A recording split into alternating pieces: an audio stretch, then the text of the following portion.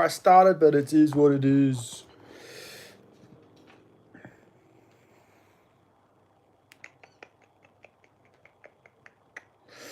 How are we all? Nobody's in here yet. This is a common occurrence. Normally takes quite a while before we start getting people in here. Normally it takes a good minute. So we'll have to wait a good minute or two before we start getting the lads in here, the boys.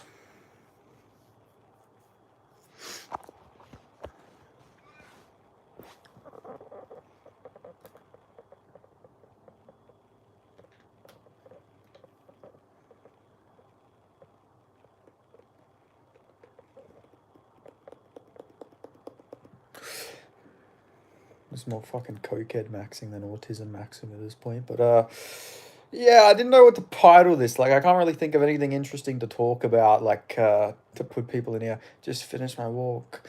Good man, you joined at the right time. You can moderate now. Oh, we've got 3 people in here now. What's up? Hello, Trevor, 85, I think. How you going, my friend? Are you interested in autism maxing? I'm not sure if you're already a subscriber of the channel, but welcome if you're new. Yeah, just gonna talk about fights. We're gonna talk about just random stuff, whatever the comments, whatever you just want me to talk about, just leave something in the fucking comment section and we'll talk about it.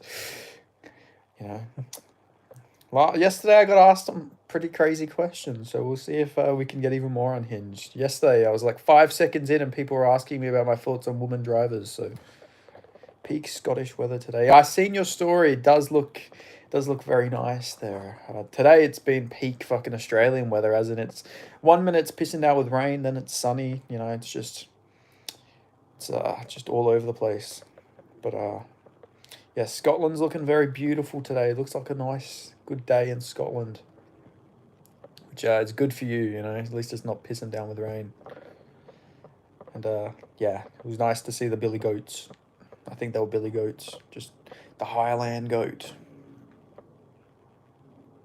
Does my guy Charles Oliveira stand a chance? Oh, definitely stands a chance. Now I am picking Ilia Topuria, but people are really overrating or underrating Charles Oliveira in this fight. He's really got a good shot. We don't know what Ilia's gonna look like against a big guy, you know. Like Charles, like Jai Herbert had some success, so it's a very similar one. Another wave off. My dog is actually Lucius. He's half bagel and couldn't chase after a rabbit hole. That's fucking bad. Hello Layla, how you going? Oh my god, we got 26 people in here. Wow, fuck, that's a record. Yo, bro, what's going on, Tortoise? Now another wave off. Hello. Bro, everyone's waving. Hi, watching from California. Shout out to Cali. Radical dude. I'm from California. Fucking oh man, I'm from California. My city's burning to the fucking ground. Oh, this ain't fucking good. Hi, where are you from? I'm from Australia. Aussie. LMFAO. Where does the beef? Everyone's just waving at me. I'm getting so many waves. Oh my god. A couple days ago, I was walking and some old man was like waving in my direction. So I was like looking all over the place. I was the only person in sight. So I went to the other side of the road because I thought he was like waving at me. I went to go like talk to him. It turns out he was like waving to his house. That's why there was nobody where. He was waving to whoever was at his house. It was so unbelievably fucking bad. Hello. Hello, Jaden. Aussie. Volkanovski. You look like Tom Holland. Thank you. I'll take that as a compliment. That's a pretty nice thing, actually. I'm on a screenshot that. Thank you. Could Charles just wrestle him? Charles could absolutely just wrestle Ilia Topuria. Ilia Topuria's got a good takedown defense, but he didn't show very good get-ups against Bryce Mitchell. He was only down briefly, but I could definitely see Charles Oliveira just big brothering him a little bit. You know, if Bryce can get you down, then Charles definitely can. And Charles has been using a lot more wrestling lately, like we've seen against Chandler. About time. Yes, sir. Can't afford the aura loss. You look like Tom Holland. Thank you. I heard you the first time, but I'll appreciate it twice. Even better. Do you live in Sydney?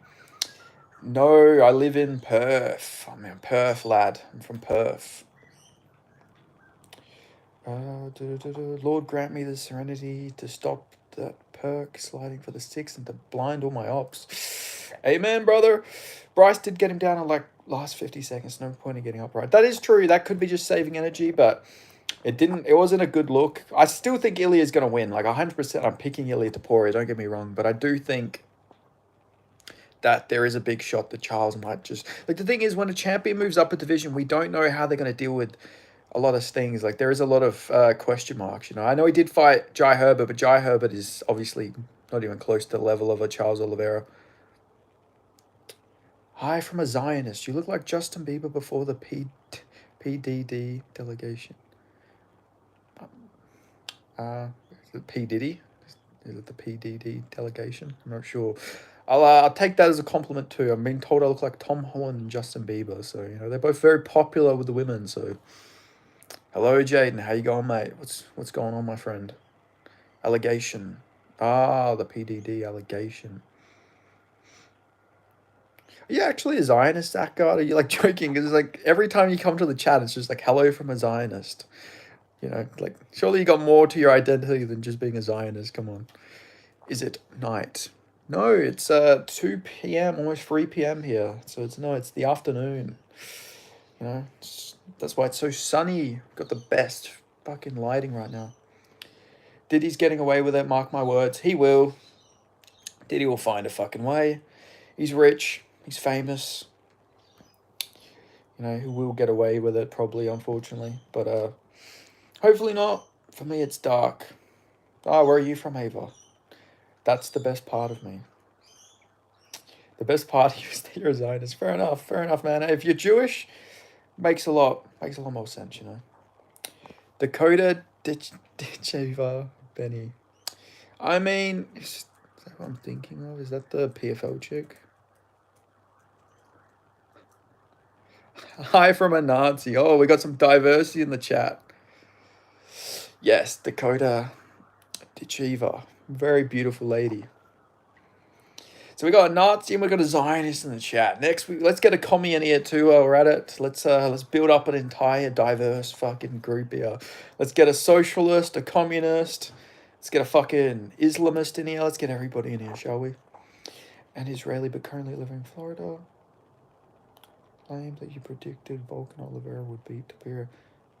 I didn't pick Oliveira. I'm not picking Oliveira. I'm picking Taporia. I think Taporia is going to beat Oliveira. What are you talking about? How much money for a week with Diddy? You can't ever speak about what happened. Maybe like, well, like he does like unfucking fammable things to me for like a weekend, but I get money? Is that what it is?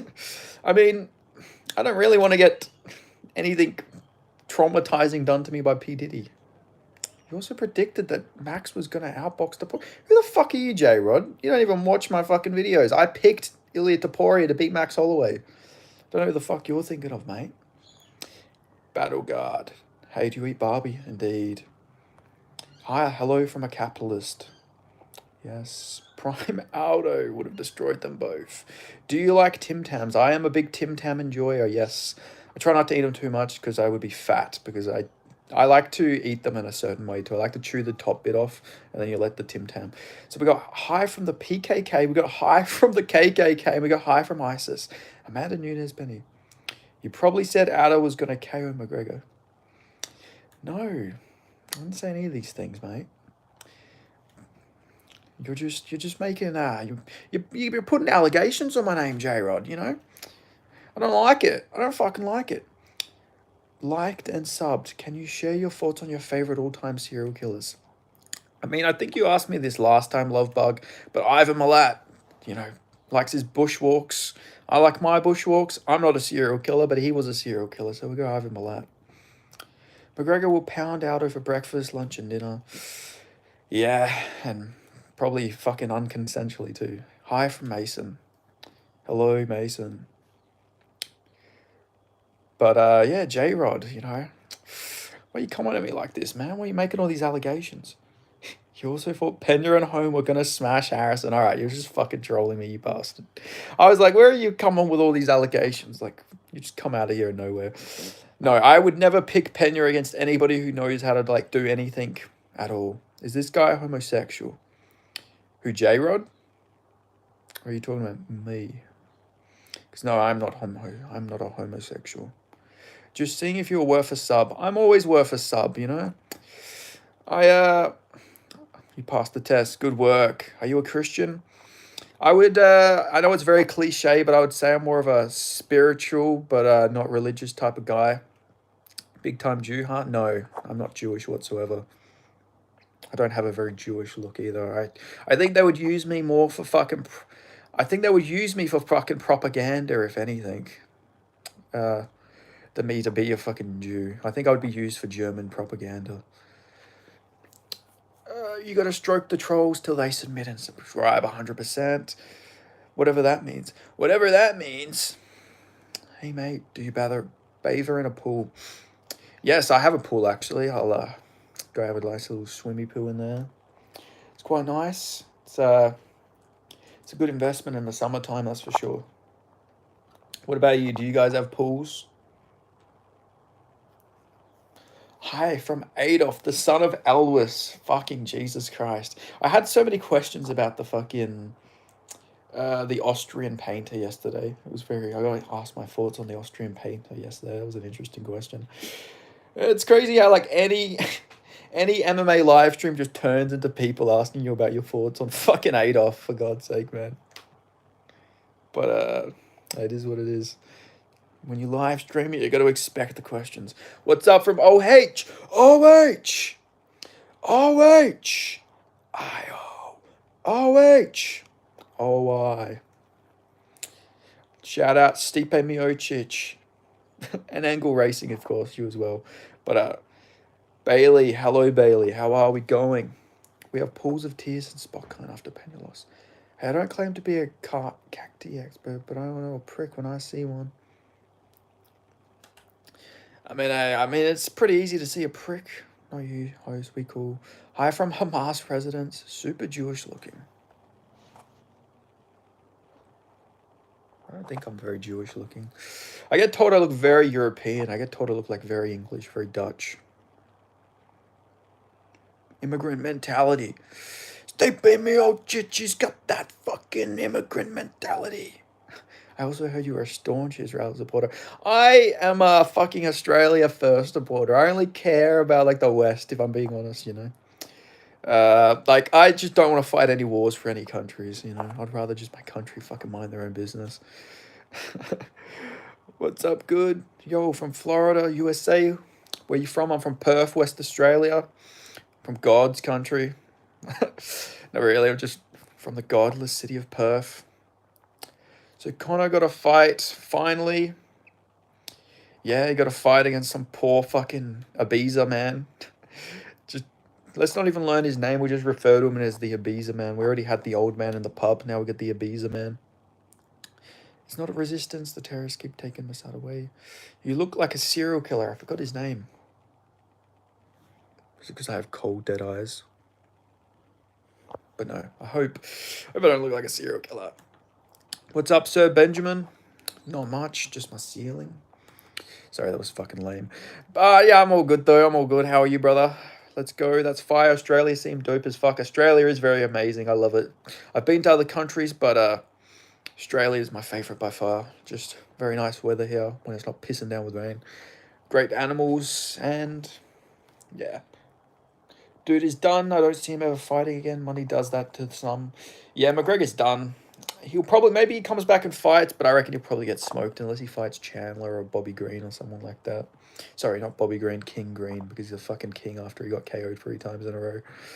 Are you Australian? Yes, sir. I am Australian. What's your favourite fighter, Amanda Nunes? Unfortunately, I mean, Amanda Nunes is probably up there with the women fighters. But no, my favourite male fighter is JDM, probably. One of the Aussies. Free Palestine. Palestinian will be free. From the river to the sea, Palestine will be free. Gotta love your land, man. Nothing wrong with that, brother. 100%. You know, if you don't love the country you're from, then you should probably move. I'm a patriot. I'm an Australian patriot. I love my country. I love everything about being Australian. You know, fuck all these cowards who don't want to fucking appreciate Australia. I do. I love my country. Are you Australian? Because you meet all of my qualifications. That was good. That was very good. America only. Yeah, if you're American, you should love America first. You should put your own country first. That should be how it is. Every person should put their own country first. Subscribe, he's Jewish and loves Israel. Fuck off. I have no problem with like Jewish people or Israelis or whatever, but I am not an Israel supporter or a Palestine supporter really. I just support my own country, and I think we should not be supporting wars or anything like that. Love the Aussies. They're as crazy as Americans. I have a few bodies on Idri that follow my racing from Australia. Yes, sir. Do a poll, America versus Australia versus Europe. I've been saying that for years, that if John Jones just embraced being gay in an aggressive way, it would make him even more intimidating. 100%, like John Jones. John Jones would be fucking terrifying. If he just goes to a press conference, he's like, haha, John. He's like, haha, Tom Aspinall, I'm gonna bomb you. Like, if he just started talking about how he's gonna, like, not even talking about the fight, but just talks about, I'm gonna make you my wife, like he did to DC.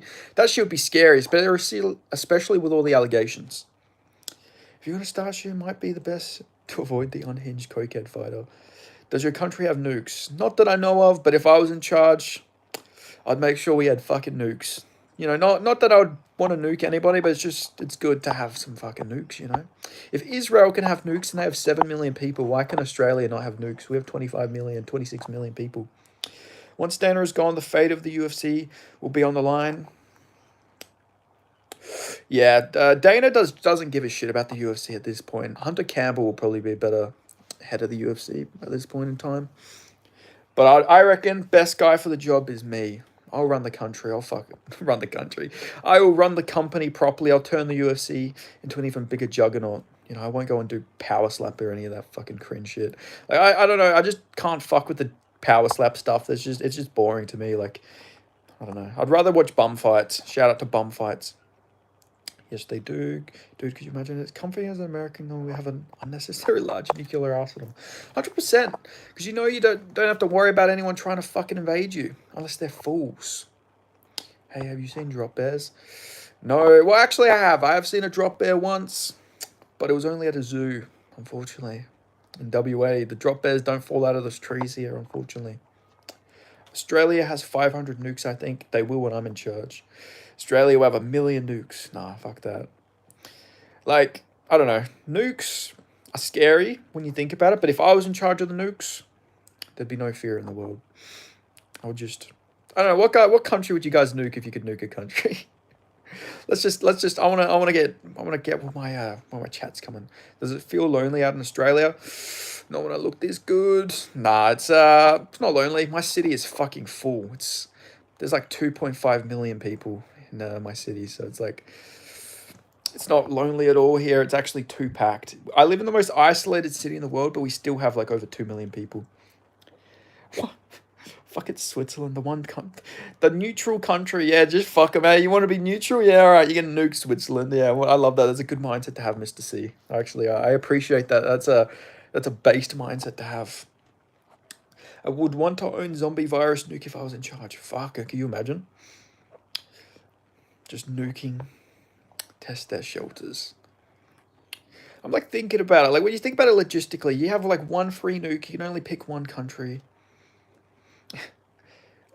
I don't know. Like, where would you actually nuke? Like, what would be the benefit to it? Like, are you trying to depopulate the Earth? Then you got to go to like India, right, or China or something like that.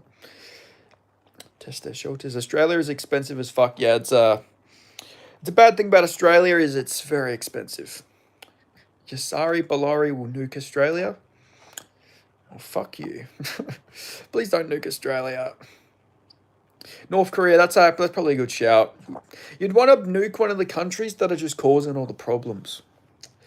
So you'd want to nuke like North Korea or Israel or fucking Russia or something like that. You'd want to nuke somewhere there it benefits the whole world. You wouldn't want to just do it for the meme, I guess.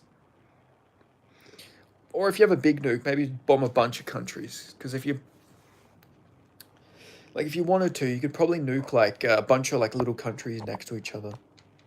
Australia does not possess any military nuclear weapons, according to the Australian government. Yes, that is true, Jaden.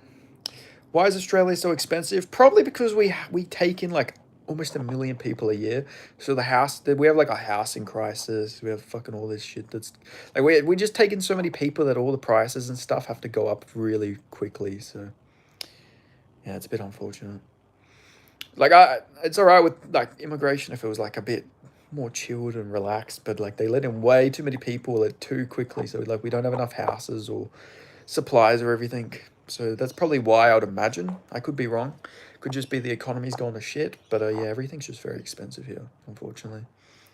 But yeah, that's why most people go to Bali and everything because it's so cheap in those countries. They can come back with all cheap clothes and cheap type of stuff and cheap piss because everybody loves to drink over here, except for me. Weapons and a couple STDs. Oh yeah, you come from Bali. Yeah, expect a couple fucking STDs. People, that's the thing about Bali. Australians, they love cheap piss, cheap clothes, and fucking cheap women, you know. That's why you come back from Bali. You better get yourself fucking tested. Show us a kangaroo. I mean, if you guys want, go check out my Instagram, TheBenP_01. I have a bunch of videos of me with kangaroos. But I don't have a kangaroo outside my window right now. My answer would be France. That's a very good point. You know, people always ask me, what's my thoughts on the Israel-Palestine, conflict and everything, and I would probably just say I'd nuke France. Do you watch UFC? Of course I do. I'm a journalist, mate. I cover the sport. Do you know Bread Gang? I know Sandwich Gang. I know Pizza Gang. Tell me about Bread Gang. We want you to fight a kangaroo. All right. If I ever get 1 million subscribers, I will box a kangaroo. Fucking, you can clip this. Get me 1 million subscribers, I'll box a kangaroo. That's your fucking, go get me 1 million subscribers pronto, and I'll go scrap a kangaroo, bare knuckle kangaroo boxing. Favorite fight on the prelims, worst fight on the prelims. Probably the worst fight is the chick fights this weekend. Like both of them are probably gonna be awful. We have like the Russian Ronda. Don't really rate that fight too highly. And the best fight on the prelims is probably Nazim Sadikov versus Motto will probably be fun, I reckon. Do you think Malcolm Wellmaker can be champ? He can be champ, but I don't know how good he is because bantamweight's so stacked, and all we know is that he has a very good right hand, which is like, it's good that he's got power and everything like that. Not many bantamweights have power like Malcolm Wellmaker does, but is Sadikov main card? I'll check. Let's have a look. Oh, he is. Oh, sorry. I meant Oben Elliott versus Sikhail then. Because, yeah, Sadikov's main card. I forgot about that. Because it's in Azerbaijan. Of course, they would have him in the main card. But, yeah, Wellmaker's tough. I don't know if he'll be champion because he does fight in a really stacked weight class. And he hasn't really beat the best guys, like, yet. So it is hard to know. Like, he hasn't had a takedown shot on him. He does seem to have a, like... He does seem to not deal with kickers the best. So maybe like a really good kicker who's got good defense will be a tough matchup for him. But yeah, I don't know. I don't think Wellmaker will be champ. He's definitely got potential. I have to see how further along he does. But I just don't want another Peyton Talbot situation. Who do you think will dominate, Islam or Ilya? I would probably pick... I'll probably pick Ilya. Just because I don't know if Islam will be healthy at 155 again after he moves up to welterweight. So if he moved back down, I would pick Ilya. But if Ilya moved up to welterweight, I'd pick Islam. Bread Gang are Australians. Will you people criticize countries, put sanctions on them, not create new ones, yourself get more than 500? Firstly, disarm your own nuclears. Favorite MMA conspiracy? Oh, that's a tough question. That's a very tough question. I'm trying to think. Probably that BJ Penn's mum has been replaced. I like that one. Did you see that Lil Wayne is walking Dust Emporia? Yeah, I did. That's pretty cool. They should do stuff like that more often, because they'll be like mainstream. They'll probably go viral. People will be like, "What is Lil Wayne doing here?" or something like that. Like it'll cause something. Can all Australians surf? No, I can't surf, but a lot of Australians can definitely surf. But we have like a big population in the country, so a lot of people don't even live near the beach. But most Australians can scrap, Bondi Beach. Motta has a shit jab and no kicking game. He's got a powerful left hook and right cross, but he won't be easily able to land the left hook and southpaw Sadikov. Yeah, I think Sadikov will win that fight pretty clearly.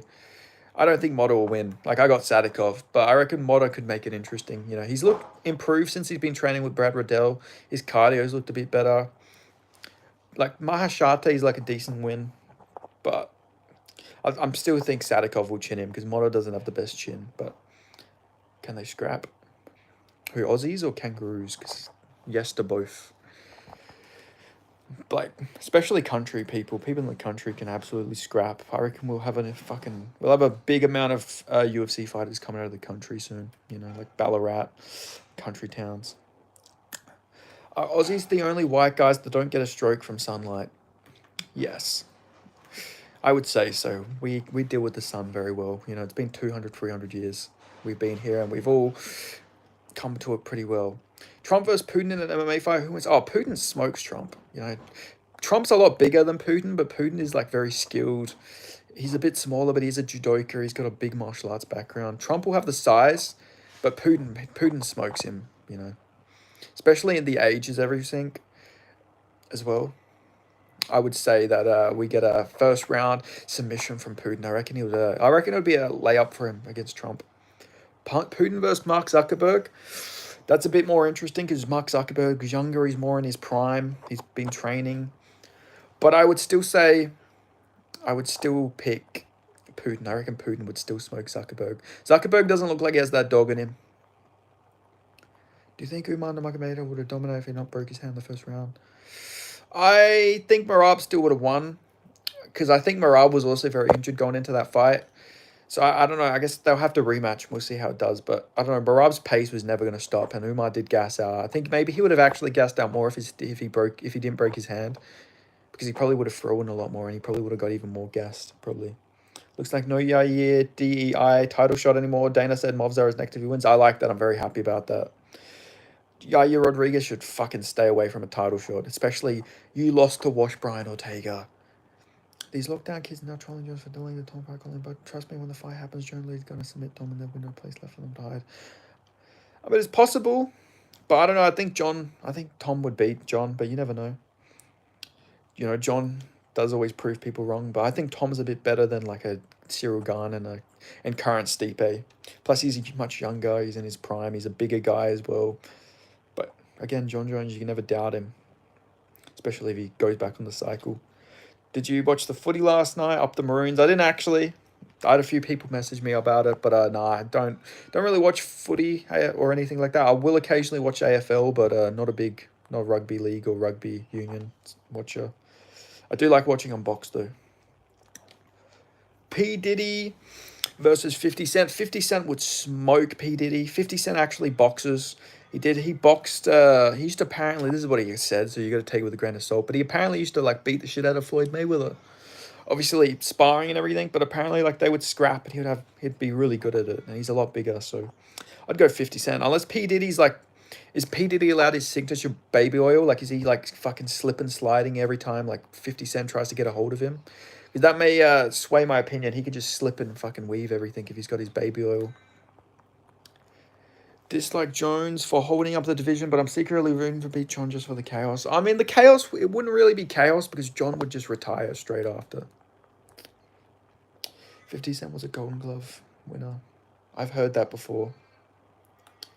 Tem never got past round one, and John Jones cast for Randos ran him into deep water and find himself in deep water. I mean, Tom Aspinall did go to the second round against Andrei Arlovsky, but that's not like a massive thing or anything like that.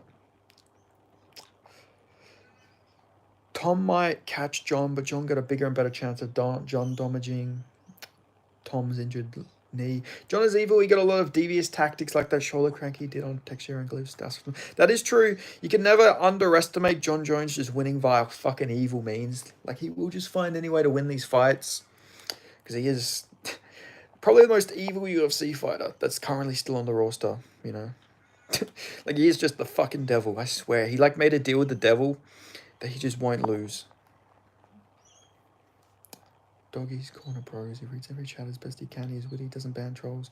Doggy's Corner Cons. Hasn't passed grade free mouse. He reads like a dislike autumn. Trying to be like Doggy. John's gonna kidnap his son and stage a KO. Jesus fucking Christ.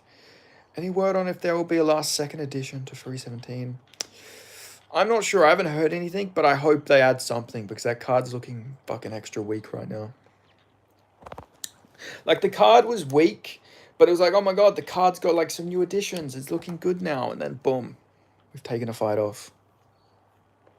I seen people had conspiracies that the UFC just do this, that they will they'll get the tickets and everything, and then they'll pull off fights and then move it to an even worse card. Seems like that's what they've done. Thomas going to cast out, plus nobody.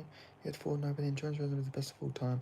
I mean, John's resume isn't the best of all time because he fights in a bad weight class. You know, there's guys with better weight class, better wins because they fight out of better weight classes. But John's got a good resume, but he also beat a lot of old men. Like John, a lot of them were aged fighters. Like even DC was like, the age difference between DC and John is actually much bigger than the age gap between Tom and John Jones, you know. So John's now getting a taste of his own medicine. He doesn't like it. Your thoughts on Bo Nickel eating a gazillion knees from RDR? I picked RDR in that fight, so I was very happy with that. I was like, I got to pick my Dutch brother, and he did it. He went in there and destroyed Bo Nickel. I just didn't understand why he was such a big favorite. He arguably lost to Paul Craig in a striking match. Dana White versus Joe Rogan. Joe Rogan smokes Dana White. He would fucking spinning head kick KO him 100%. Is it overblown how common snakes and spiders are in Oz? Yeah, it is. In the city, you don't really see them very often, but I used to live on a farm, so I would see spiders and snakes quite often when I used to live on a farm, but, you know, I'm in an urban area now, so I don't need to deal with them fucking bastards. Ilya versus Charles, who are you rooting for? I'm rooting for Ilya. You know, I like Charles Oliveira, but Ilya winning is, like, better for the sport, so I would pick Ilya Topuria, and I want him to win. We're back, boys. My favorite undefeated amateur is here. Roided Prime Vanderlei versus Buckley. Vanderlei would knock fucking Buckley out. He's way too big. You know, Buckley's chin just can't handle middleweight power. We've seen it. I think Vanderlei, would knock him out cold. I mean, Vanderlei, people forget, man. Vanderlei beat Michael Bisping. Iron Burn MMA. That's where the Brown Devil come to play. Conor McGregor versus Habib in a bar. I don't know. I think beating Conor McGregor in a bar fight's a tough ask. I feel like he will use weapons. He'll probably pull out a fucking gun or something. Prime Machida versus Prime Yan. I'd probably go Yan. Yeah, I'd probably go Yan. Yan's very underrated. He can check kicks very well as well. And he probably would just shoot a Machida if he had to. People forget, man. Machida. Got a robbery over Eric Anders. I like Charles too, but my God, the moment Ilya is going to touch Charles' chin, it will explode. I agree. I think he's going to badly put him out cold. How long till the internet takes you down? I'm not sure. Hopefully not again. Ilya winning is better for the progress of the thing when he fought against Max, but my heart can't handle keep Charles getting slapped. Yeah, it will be sad if Charles gets slapped. I hope Ilya wins by club and sub, just so he doesn't take too much damage, but yeah, it'll be rough. If it ever happens, which fight will get more views? Conor vs. Chandler or John vs. Tom? That's tough. I would still say Conor vs. Chandler just because Conor is just such a big name. Like, yeah, John Jones versus Tom Aspinall is a big fight, but it's more for the hardcore audience. The average casual person who doesn't really watch UFC in general is gonna fucking absolutely watch Conor McGregor versus Michael Chandler. Habib versus Prime Rashad Evans. I'll probably go Habib. I know there's a big weight difference, but Rashad was actually pretty small. He could have probably made welterweight. And Habib was just so much more skilled than Rashad Evans. I mean, people forget Rashad Evans lost to fucking Sam Alvey. He was obviously past his prime then, so maybe... Oh, but he had good takedown defense. I don't know. Rashad probably would be a lot bigger, so it would be hard. But you'd have to imagine Habib would just be so much more skilled. Who you got between Cannonier Page? I'll probably go MVP. I reckon MVP will probably win that. He's way too quick for Jared. Who do you think does anyone in the future ever be able to break Conor McGregor's pay-per-view record sales?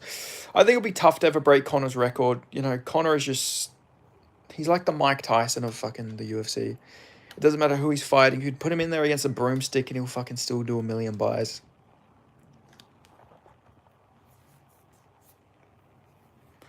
Conor is a business guy now. Ronda Rousey gained more fans for the UFC than Conor. Maybe. I don't know. I feel like more people know Conor McGregor than Ronda Rousey.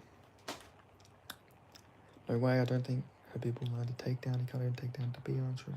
Yeah, that's a fair point. That's a fair point. Size would just be the big factor. But Habib would be so much quicker as well, though. Conor vs Diaz in a forest only, one will call out alive. I'd go Nate Diaz. The thing is, if you're going like a fight, like unlimited rounds, Nate Diaz will just keep pushing forward. After all, it's fucking red panty night when you fucking fight Conor McGregor, yeah? Dalton Elwood has a win over Conor in a bar in Florida. Shout out fucking Roadhouse. Anshul Jubilee versus Yoel Romero. I would go Yoel Romero by first round eugenics. Yoel Romero could be 80 years old and I'd pick him against Anshul Jubilee. It's just, Yoel Romero has the fucking eugenics. Like, that man was built in a fucking laboratory. Mum used to talk about Ronda Rousey. Still doesn't know who Conor is. Maybe that's just my bubble, though. Yeah, I'd say that's probably just your bubble. Like, I feel like every single person you'll talk to, you say, oh, I watch the UFC. Like, oh, is that the thing Conor McGregor does? Ronda Rousey versus Dylan Budka. Who wins? Probably Ronda Rousey by KO. Dylan Budka has no striking at all. Dylan Budka is like the most one-dimensional fighter ever. Ronda Rousey would probably fucking put hands on him. Chris Hemsworth versus Will Smith. Chris Hemsworth by first round. Keep my wife's name out your fucking mouth, probably. Chris Hemsworth will talk about fucking G.I. Jane and she'll fucking get distracted. Jamal Hood kind of fights how I think Will Smith would. Yeah, he's got like that funky fucking style, fucking long hands, bit of a weird belly. My hands are fucking sore from holding this phone. I'm just going to put my phone down a little bit. Sydney Sweeney versus Scar Joe. Who wins? Probably Sydney Sweeney. Fucking first round fucking motorboat. Worst base for MMA, American Wrestling or BJJ? I would probably go BJJ at this point. Oh, that's tough. They're both very bad. I mean, Usman won the other weekend, so we'll go American Wrestling's a better base. So we'll say BJJ at the moment. Remember my little brother dressing up as Trevor Liddell following about 20 years ago? The Iceman was the shit. Yeah, I hate Tito Ortiz for fighting the fucking washed Chuck Liddell and acting like he just won the UFC championship again. That was one of the most pathetic things was Chuck Liddell versus Tito Ortiz for Nobody should have ever let that fight happen. It was just such a big stain to Chuck Liddell's legacy as well. Yeah, I remember watching that. I was like, fuck, please Chuck Liddell chin Tito Ortiz again. Yeah, Sweeney does apparently train. I think she's trained with Ronda Rousey before or something like that. I'd love to get some rolling with Cinder Sweeney for sure. Wrestling builds explosiveness. That's true. Yeah, before Conor, Ronda Rousey paper bubble when Conor's talking all that paper were broken, double margin, the Conor the reason going big. Yeah, Conor McGregor, Brock Lesnar are the fucking reason the UFC is so big. Brock Lesnar was very big because it brought over a lot of pro wrestling fans over. And then obviously Ronda Rousey was big as well, but not to the level of Conor McGregor and Brock Lesnar, I reckon. Bitches for having the last word. I dusted off my UFC 2010 game yesterday for the first time in ages. Fuck yeah, shout out to UFC 2010. That's the one with Brock Lesnar on the cover, right? I think I've played that. They had like open weight in those games. They need to bring that shit back. I think you can only do open weight now if you have like tournaments. Folk style wrestling is not ideal. No locking of the hands on the ground is not great for winning in MMA. Yeah, that's true, but I feel like wrestling just builds explosiveness. It helps with takedown defense and all that jazz, and good cardio as well, because wrestling cardio is a big part of it. While BJJ is like just fucking rolling around, you're getting submissions and shit, but it's not the best for cardio. They ruined judo, introducing the new rules. What are the new rules of judo? I did a bit of judo when I was my MMA training was actually very judo based, so I used to do a lot of hip tosses. I love the hip toss. It's such a sick move. When I learned to do the hip toss for the first time, I was like, fuck yeah, I'm a beast. Obviously, it's a bit harder to get in like a sanctioned fight because like if you try and do that, you're gonna get punched in the back of the head in a street fight probably. But it's still very cool to be able to hip toss people.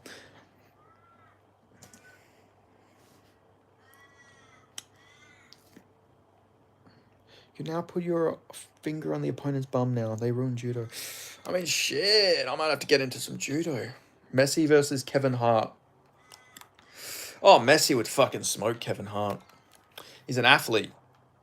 He would punt. He would probably get a. He would probably soccer kick. If it's under Pride rules, I'd got Messi by first round soccer kick KO on Kevin Hart.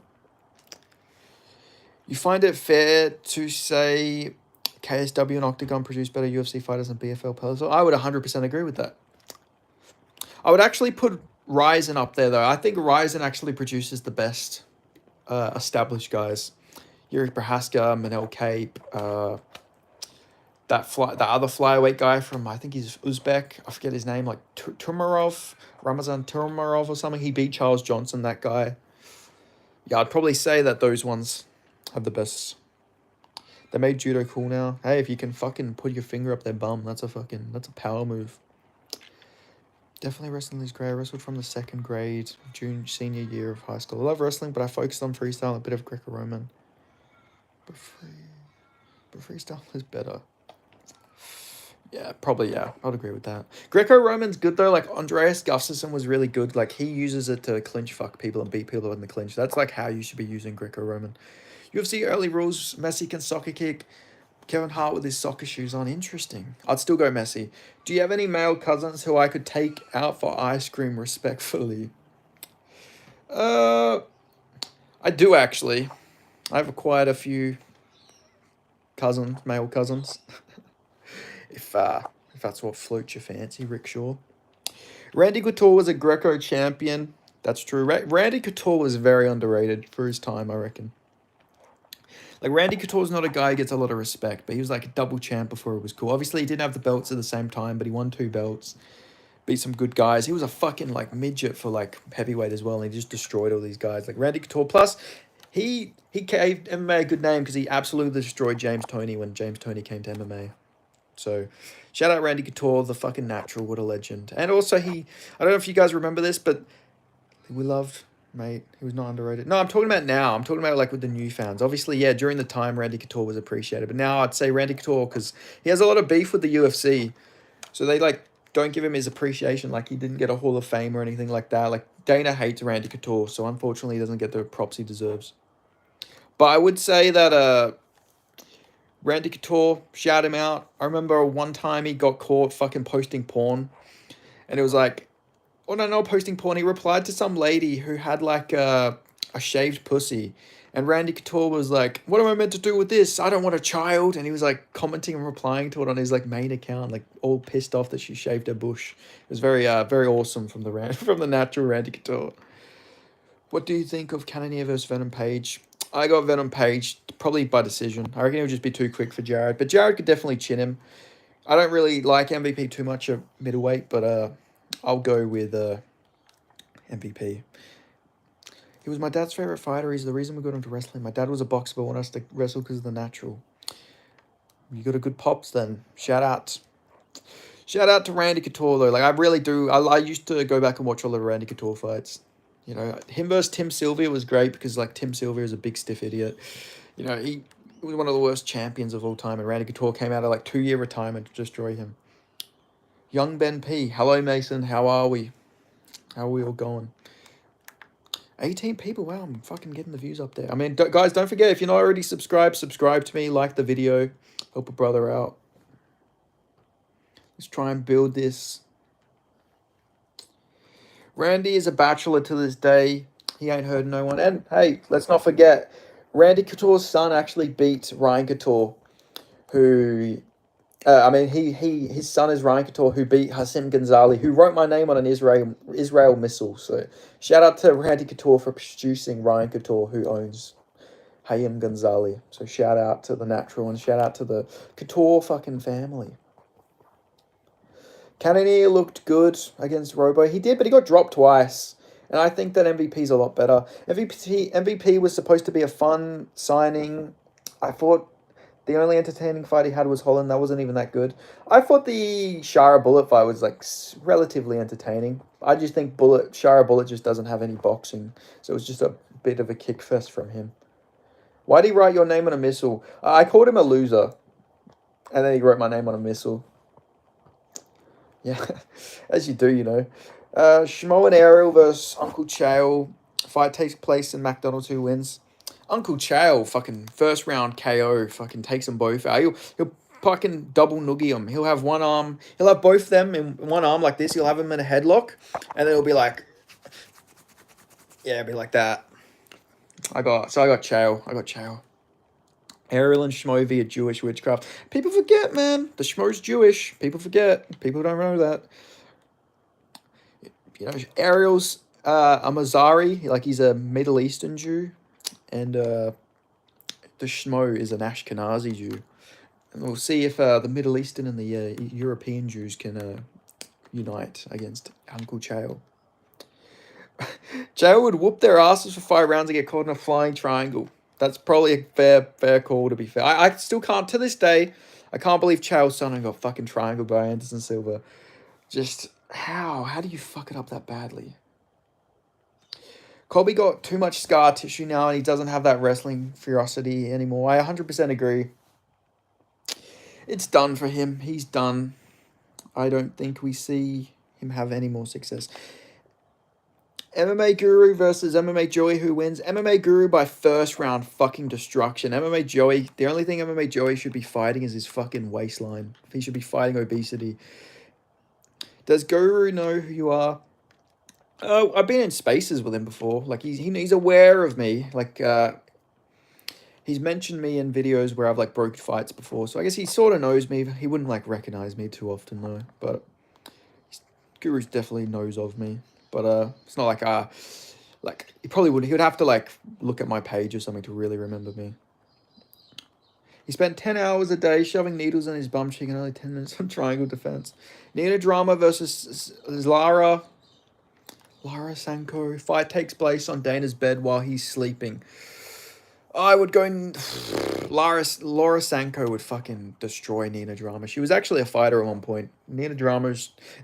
People forget, man, Nina Drama is the same age as Alexander Volkanovski. That's a true fact. Like, that's actually a fact. They're the same age. Any rumors you can give us a hint on without spilling everything? Dana wins in the story. That's a good call. That's a very good call. What the fuck? Really? Yeah. Look at what. Let me look it up. Nina Drama was born in like 1988, 1987. Yeah, Nina Drama's like almost 40, believe it or not.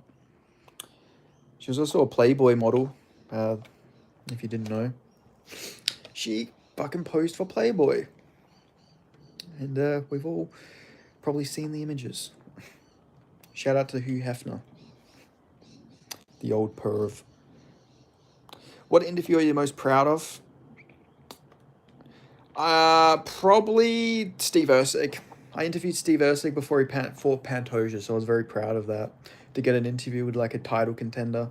But also I'm very proud of most of my interviews with Quillen Sourkild because I'm a big Sourkild fan. Like, I've interviewed Quillen Sourkild like before he was in the UFC, when he was fighting on Dana White Contender Series, and now I've interviewed him twice in the UFC. So I'm pretty proud of my interviews with Sourkild. My hand is so sore from holding this fucking phone.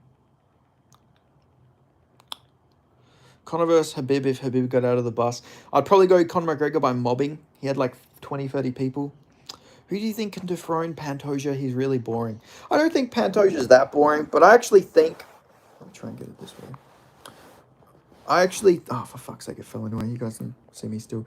I think that Kai Kara France is actually going to be able to beat him. Like, I think Kai Kara France matches up really well with the takedown defense and everything. There we go. I've got it down now. Put the phone down or stream from the laptop. I would stream from the laptop, but for some reason, it doesn't let me use my... Like, I can't use video on my laptop for some reason. Who do you want Telco to find next? Hope Kai beats him and Kai versus Manel Cape. I'd love that. I really need to see Kai Kara France versus Manel Cape before all is said and done. It's a fight that needs to happen. The beef is there. The UFC never capitalized on these beef fights. We need Usman versus Bilal Muhammad. We need all of these fights, but they never give us any of these bad blood matchups. It's a fucking disgrace. A disgrace of a company. It's so washed. The UFC is so unbelievably washed in 2025. Kai will beat him. Put the phone down. Who do you want Salkill to fight next? I wanted him to fight either Chris Duncan or maybe Abdul El Sawadi, something like that. Maybe give him a French guy just to continue his fucking his attack on all the least popular countries in the world. Errol is a worm. I hope Kai beats him. Already read that. Speed versus Steph Curry. I'd go Speed. He's younger. I reckon Speed's actually a freak athlete. Speed could not be anything special because he's like older, but he is special in a different way. But like Speed's actually very athletic, so he'd probably have some power in his shots, I reckon. After 317, I feel like these next two pay-per-views are pretty shit. There's no pay-per-view until October. What went wrong this year, man? Dana White just stopped giving a fuck, I feel like. The UFC just don't care. They've got their money. I reckon once they get a new deal, if it's with Netflix or something, I reckon we'll get some good cards coming up. Usman needs to release the Bilal interview. We need to like start a petition like for them to release it, or we're just gonna cancel fucking the Fighting Corner or whatever that fucking podcast is called. Salkill sounds so Middle Eastern yet is British. Fucking weird, eh? Yeah, Salkill is also. I don't think his last name is, but he's half Italian, a quarter Italian. Quillen Salkill. That's why he's got the big Italian moustache. Benno's a way better journalist than Area. I appreciate that. I should be getting the journalist of the year 100%. But I'm just not establishment. You know, I'm an anti-establishment type of guy. I came from nothing. I came from my bedroom, and I'm still in my bedroom. But I should be up there with the best of the best for sure. Dan Hooker versus current Brock Lesnar. I'd go current Brock Lesnar by snapping his neck.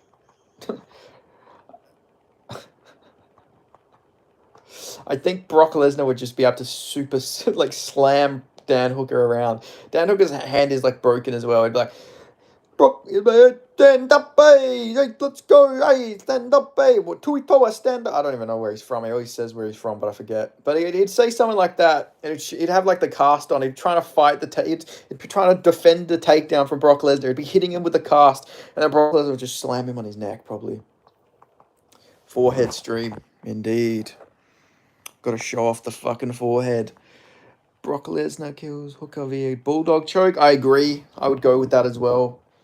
People never forget my comparisons of JDM and Mashtag Brody a couple stream ago when you go big time. I will never forget it. I forgot to ask, where do you live? I'm Perth. I'm from Perth, Western Australia, mate.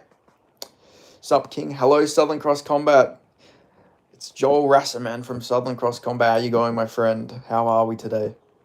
Rob always takes the hardest fight. If only Hamza is that active, but he's smart, only fighting once every 2 years. Yeah, I mean, Hamzat is probably going to have a really low prime, I reckon. Like, I feel like he's going to be a Chris Weidman, a guy who maybe he beats Drickus. I still think Drickus will win.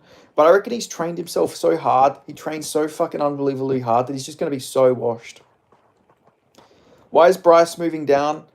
He's very, very small. He's a very small guy. You know, he's not big. He's fought at bantamweight before. And I don't know. I don't like him at bantamweight though. Especially Sedna Magomedov is a tough matchup. I reckon he's going to get fucking ninja choked again. Like, you just got ninja choked by Gene Silva. Let's give you the one guy who has like 2 or 3 ninja chokes on his record. That's smart. Oh, so you got a cricket team as well. Yes, sir. We got a cricket team. I don't know the name of them, but we got one. D-Ritter going to take Rob out? Yeah, probably. Can you write on a piece of paper, I'm from Perth, WA, and tape it above your bedstand? No, it's good though. I get more comments. Every time someone asks me where I'm from, I can use it. It helps me in the algorithm. I know, I feel like I get asked this question a lot. Where am I from? Islam is smart. He decided to go up once JDM is now champion, but he'd never get going on when Prime Osman is the king of the welterweights. Yeah, I feel like Islam just cares a bit more about legacy than Habib. I feel like Habib was never really in it to be like a great all-time great. I feel like he just did it because it's like his father's dream and everything like that. While I think Islam has a bit more of a competitive spirit. I could be wrong on that. I'm not gonna like say that's 100% fact, but I feel like Islam's definitely a guy who's willing to take a few more risks than a guy like Habib at this point. Benny P has a perf. Scorches tattoo, don't lie. I do, but I have it in an inappropriate spot. I can't show anybody, Joel. You want me to tell anybody, you know? That's meant to be for the reveal, you know. When I start the OnlyFans, they can see my fucking schlong perf scorches tattoo.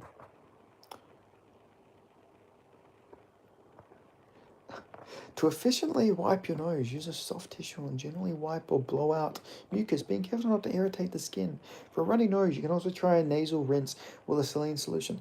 I very much appreciate that because my nose is so itchy. That's another reason why I don't want to hold my phone right now. I keep trying to scratch my nose. That's why I'm like staying off the thing. I can't believe Habib wants 40-year-old GSP to cut to 155. Yeah, that was a joke of a fucking thing. Like, why would you not just move up and fight 40-year-old GSP at welterweight? Like, seriously, that's the most weight bully thing. Like, I remember the quote Habib had where it's like, I fight anyone, brother, anyone. If King Kong can make 155, I'll fight him, brother. It's like, what are you saying? You want to fucking weight drain King Kong? It's like, that's not a fucking base statement at all. You're saying you'd fight anybody as long as they come down to your weight. That's bullshit. You know, that's not a good statement. You're saying, yeah, just come down to my weight class, brother. Kill yourself a little bit, and then I'll fight you. Like, that's not fucking badass. It's a bit of a fucking sucker move, I reckon. Like, imagine, I don't know, let's say hypothetically, like, Pantoja was like, Ilya, come down to flyweight.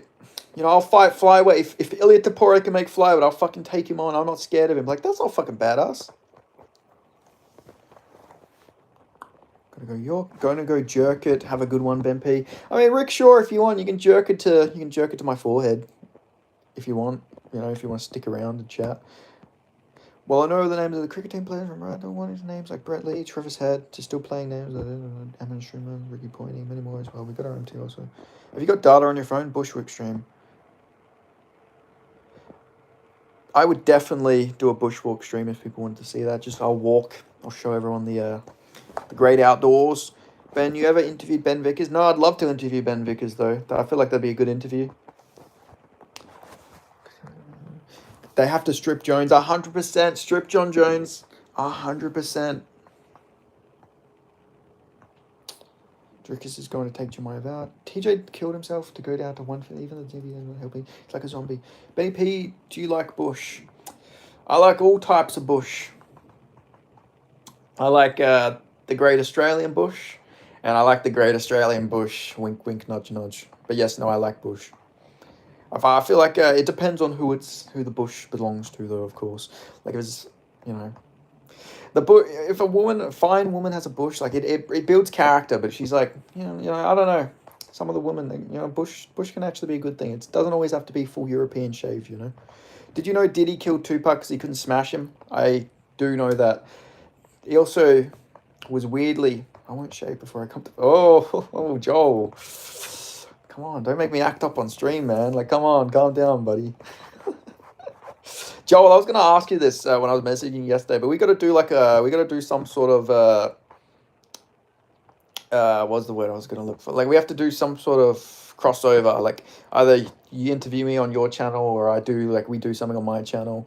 But we got to help build each other up, I respect you as one of the best journalists. I am a lot less professional than you. So you're definitely a lot more professional than me. I'll give you that, Joel. So I'd definitely like to do something. We can do a more professional one on your channel, and then we could do like a fuck around one on mine, or whatever you want to do. Ronda Rousey versus Michelle Obama. Oh, come on, Big Mike all day. Big Mike first round KO. Come on, Big Mike gets it fucking done. Big Mike will fucking chin Ronda Rousey easily. Conspiracy theories is big business. It is. You come with a good conspiracy theory and you got the fucking world on your shoulders. Doesn't have to be true. I'd love to. Let's do it. Good man. We'll do something soon for sure. I've always wanted to say it's Benny P from Southern Cross Combat, I feel like that'd be I got to. If I'm on your channel, I got to say it. I've got to steal your intro for the channel, for the video. I want to see your face. Hello. There is my face. You get to see it. Look at it.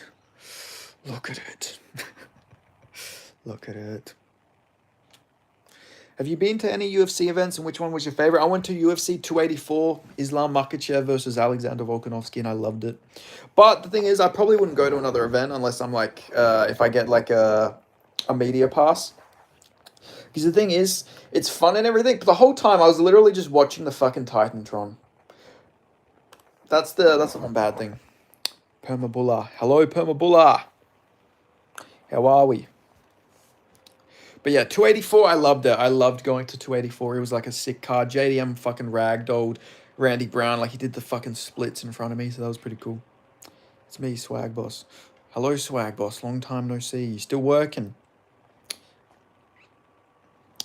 I like the... Is that an America First hat? I can't read what it says. I had to delete my old account. How come? How come, brother? Thinking about getting my son a Nintendo DS. I mean, this people, you got to get it. Shout out the samurais, you know. Shout out Japan, Nintendo. People forget, man. Nintendo been doing it since 1890. They used to be a fucking card company. Like people don't know this. Nintendo's like over 100 years old.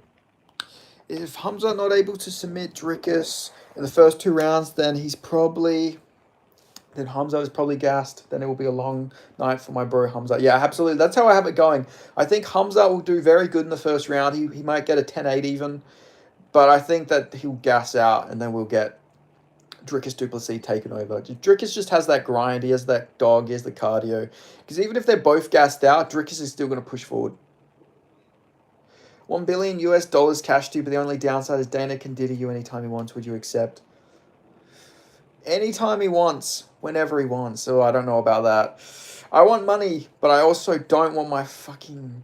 You know, I like to... I don't know. To be fair, like, he can do anything he wants. I don't know. I feel like Dana would have some mad STDs. He's fucking all the ring girls. I feel like Dana would have some fucking diseases you wouldn't even heard of. He'd have some exotic fucking shit for sure. Dana, DDT by accident, 100%. DDP will get it done by accidentally, like, fucking...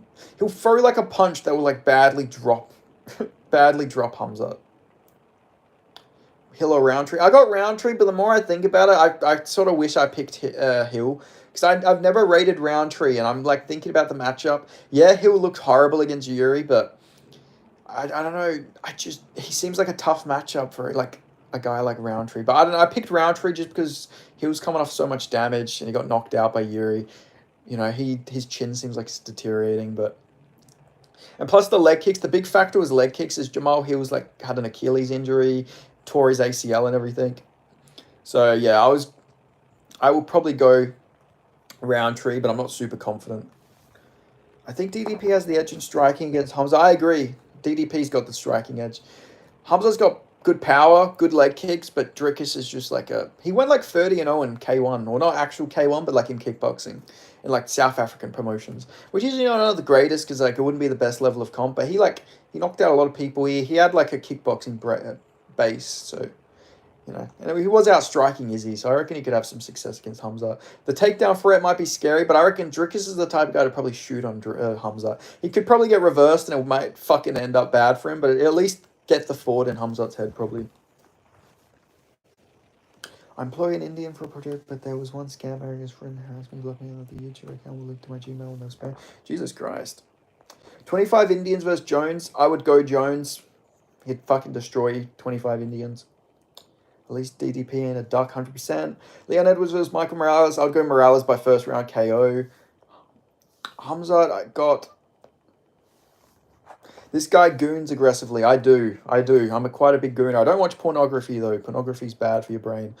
You get your own you make your own sex tapes and you stick to them. That's what you do. That's the golden rule of being a true gooner. You goon to yourself. Jacking off to another guy having sex is gay. You gotta jack it to yourself having sex. That's fucking alpha. Drickus' neck is girthier than Hamzat's head. No way he's getting a choke. That's true. I could honestly see Hamzat shooting a gas takedown, getting guillotined by Drickus. Drickus has a really good modified guillotine. Gooning in the mirror. Exactly. Look in the mirror when you goon pure base. I've done that before, but it just felt gay. You know, I don't it just felt very gay. Like, I'm not gonna lie to you. Like, I did it. I tried it. I was like, this just feels like I'm jerking off to a guy. It's not. It's not very fun, you know. But it was an experience. I prefer just watching my sex tapes. What do you think? What do you think? Gilbert won the Gilbert Hamza fight? No, I thought Hamza won the Gilbert fight. Blondes versus brunettes. Oh, that's very tough. It's actually very rare to find blondes nowadays. Like, I'm a blonde, believe it or not. Dirty blonde. But I don't know, you rarely see like proper blondes in Australia, at least in WA. Typically it's just ones who dye their hair. But I don't know. If it's a brunette, but it's like like a Sicilian, like a Southern European brunette, then like I don't know. I really do like my Southern European women. So I'd probably say brunette. But I do like blondes. It's tough. You're like making me pick between my fucking left nut and my right nut. Left or right-handed gooning? Oh, you gotta go right hand. Fuck left hand. That shit feels fucking bizarre. It doesn't feel right. It feels like, I don't know, it feels like I'm being insulted. Jones versus Reyes. I'll go Reyes rematch. It gets him. Nearly 6 figures in my net worth. John will run away from the overwhelming, can't be seen weapon. You know what it is. Did you watch State of Origin? I did not. I had a few people. Joel actually messaged me. Joel from Southern Cross Combat. He messaged me, but no, I did not. I did not catch it. Do you ever publish articles? If so, I'll be your editor, bro, pro bono. I do actually. I do publish articles. I've done a few articles. I did some for Australian MMA. I've done some articles for Sean Bitter.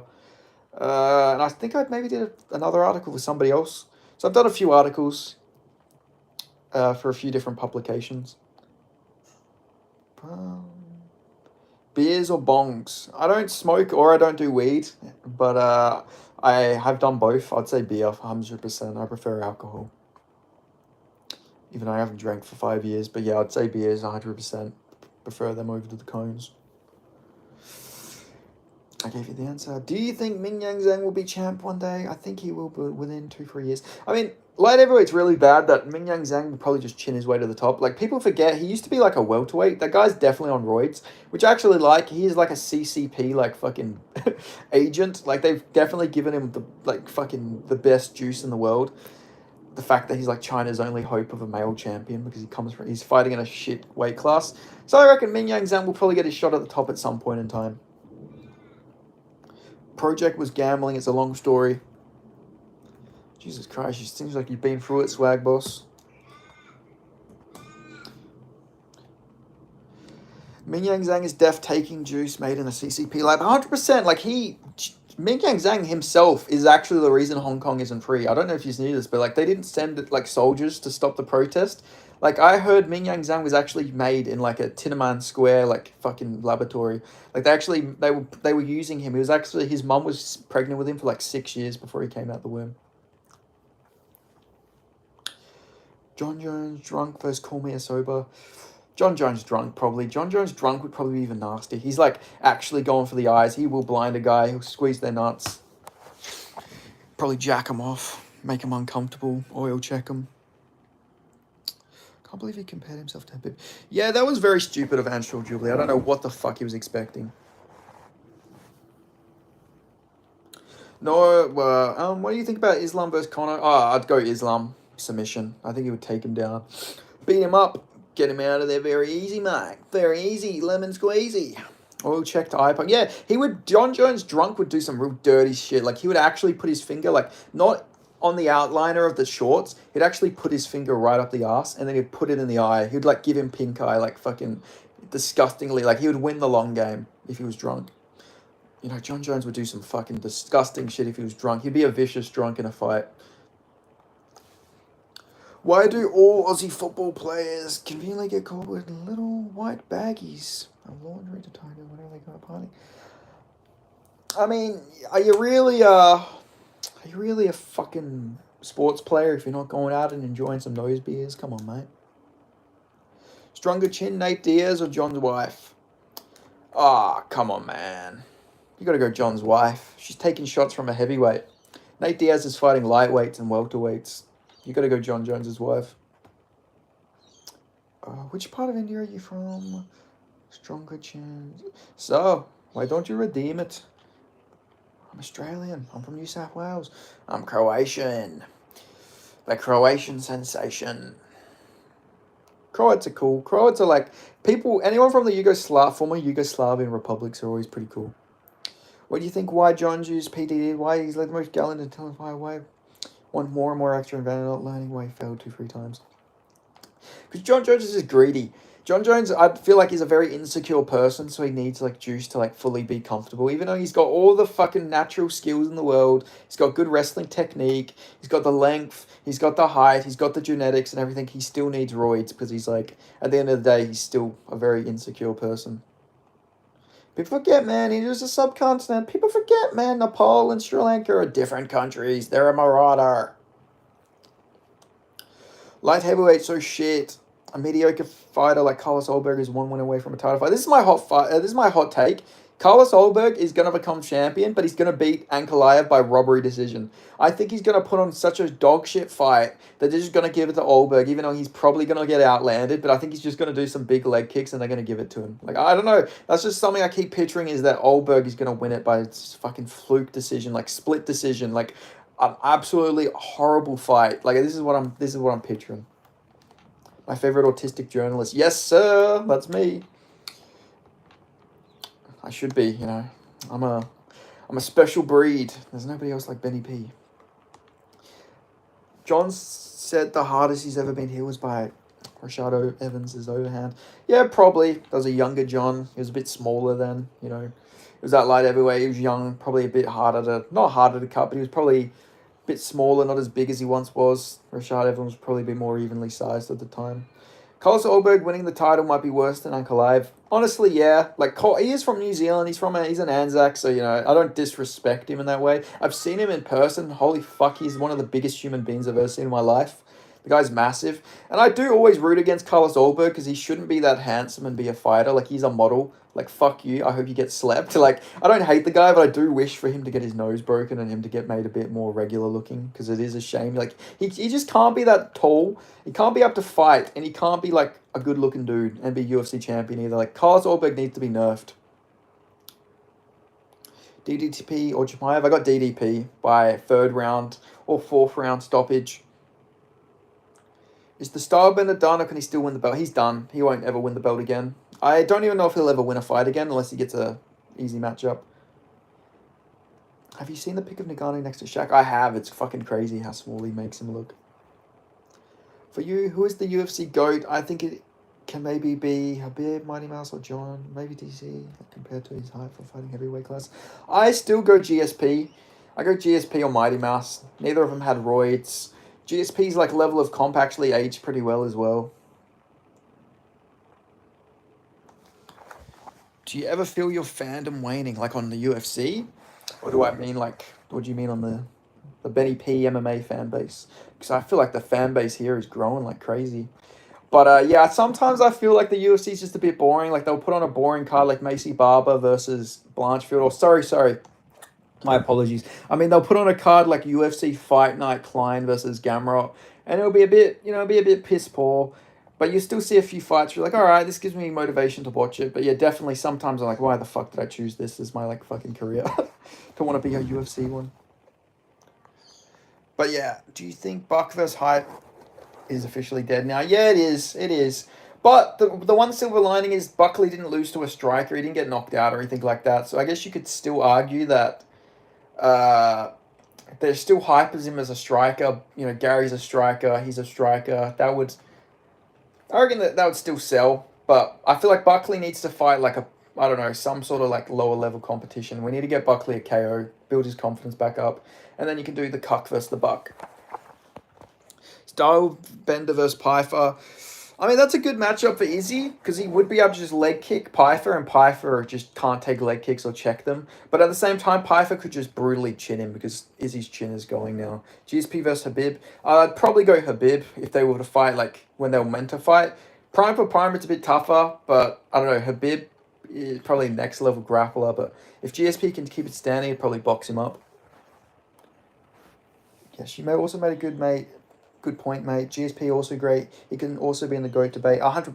GSP gets underestimated a lot nowadays. Like I remember seeing people saying like Woodley was the fucking greatest welterweight of all time. Like fuck off. Tyron Woodley's shit. Like, he was not that great. Like I don't want to disrespect UFC. You know, fuck it. Tyron Woodley's a fucking bitch. Tyron Woodley is just he was getting so overhyped when his reign was horrible. You know, GSP was so much better than Usman. Like people saying Usman was the greatest welterweight. Like Usman's great, second greatest in my opinion, but like that was insane. And then people were like arguing, like, oh, you know, like it was just Leon. People were saying Leon was gonna break GSP's record. Like shut the fuck up. Gosling was so greatness when he landed the head kick on Prime. He's so dumb that he shot. Yeah, that was so stupid. GSP killed a bear to scare Habib. Bud Crawford. I'll go Crawford.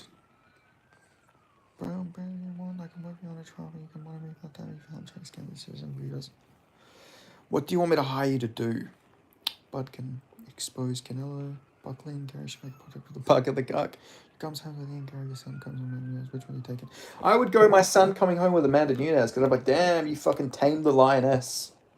You know, she was a lesbian, you turned her straight. Like, that's fucking a different billet. That's different level. I'd be very proud of my son if he brought Amanda Nunes home. Unless, like, they're, like, just gay besties or something. What do you think? Will John Jones fight with Tom or will he... Did John Jones fight Tom or will he retire just like he avoided that kind of... I think John's probably going to retire. He's going to find, like, some sort of easy fight to get himself a fight. Like, John, he'll wait for Tom to fight, like, Cyril Gane or something, and they'll be like, all right, give me Derek Lewis. I want Derek Lewis. He's a legend. He deserves it. He's got such a better resume than Tom Aspinall. Like, he should be getting it. Like, that's my John Jones, by the way. John Jones has, like, the whitest, like, fucking voice ever. It's very bizarre. Especially when he's drunk. You've got to work on your reading aloud skills, mate. Hey, I'm reading as much as I can, mate. Come on, calm down. UFC heavyweight division is dead. Yeah, it is. Perma Bulla, I can work on betting too. Need a job. That's why I ask you again and again. I'm good. Got people trying to fucking employ each other in this. It's crazy. Where's my favourite West African, though? Where's Israel Sursa at? I need my boy here.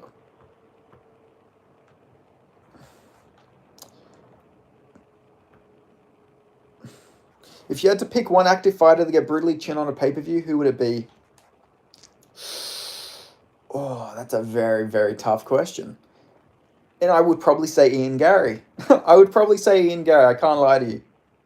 I would probably say Ian Gary. At the top of my head, I would say Ian Gary. Ian Gary's just...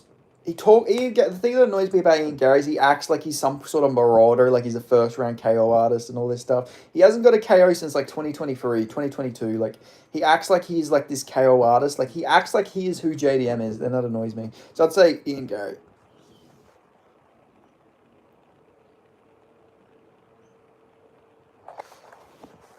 If you had to pick up one active fighter, you put your hand. Wasn't John who was asking for Alex Pereira? Yeah, John was trying to get Pereira, which was very stupid. Like, you're trying to get a former middleweight who got fucking wrestle fucked or Andreas Michailidis in the first round. Bit stupid. Just trying to give some positive criticism. The mumbles can make it hard. Following along for some listeners. Yeah, I get that, man. I'm trying to speak up. I have my phone down a bit, so I apologize if I'm mumbling. I'm trying to speak up a little bit, and I'm trying to read at the same time.